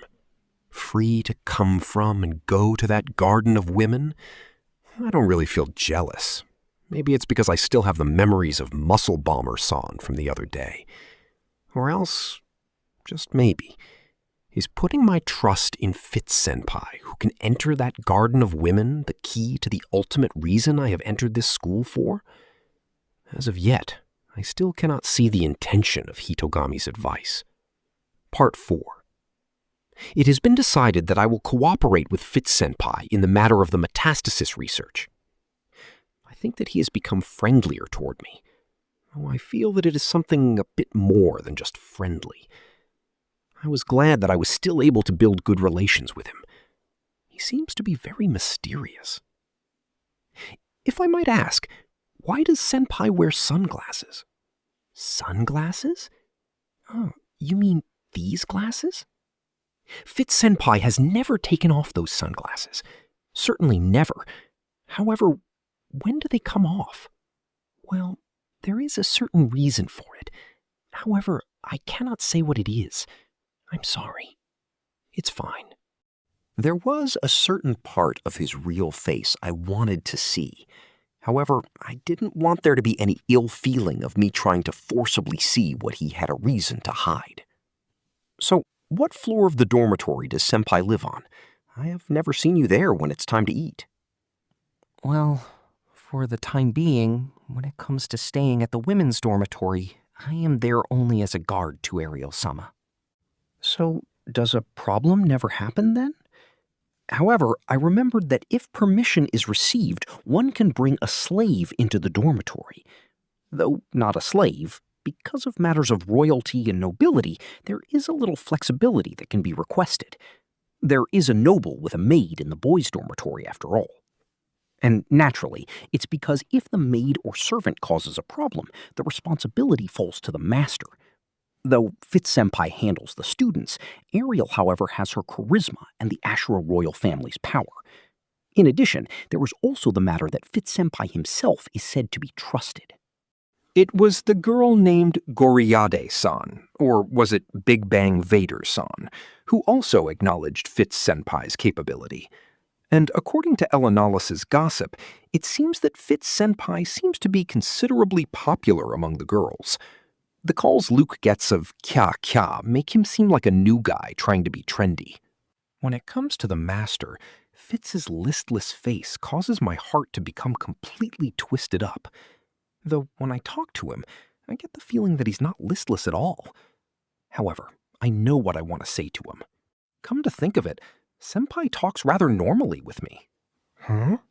I've heard you were a really reticent person, though. That is, I am really quite shy of people. Comparatively, I felt that he spoke to me as if he was myself. Despite not being connected, could you call it being on the same wavelength? Anyway, as far as when it comes to common knowledge of the school, it's that Fitz says surprisingly next to nothing. Coupled with the fact he can use voiceless incantation, he was given the name Fitz of the Silence, or the Silent Magician.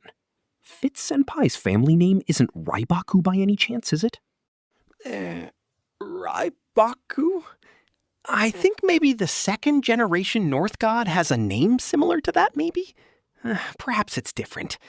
Anyway, I don't carry such a thing as a family name, since I am not a noble. You're kidding! You wouldn't happen to consider cooking as one of your strong points? I am able to cook, but what's that got to do with a family name? My joke wasn't caught. However, was something funny? Fitz-senpai seemed to chuckle. A man of many mysteries, Fitz-senpai. Even why he is cooperative with me is a mystery. But I have no particular plans to expose those mysteries. The person in question is also clearly intending to keep it hidden. And if that's the intention, then there is a reason for it. To help the person hiding it, to expose it forcibly, I would never do such an ungrateful action. Of course, it would be a lie to say I am not interested. However, there is also Hitogami's advice. And moving in accordance to Hitogami's advice, I have met Fitz-senpai. From experience up until now, whenever I do something pertaining to Hitogami's advice, it seems to always affect some greater conclusion to an extent. In other words, as long as I stay close to Fitz-senpai, a clue pertaining to my medical treatment will eventually be within reach. I need not be in a hurry. So I thought. Volume 7. Youth Period. Admission Volume. End. Thank you so much for listening. Creating these audiobooks takes a lot of time and effort, so if you enjoyed this journey, please consider subscribing to support the channel. Only a small percentage of our listeners are subscribed, and your support makes a huge difference. If you want to hear more light novels, let me know in the comments below. See you in the next chapter.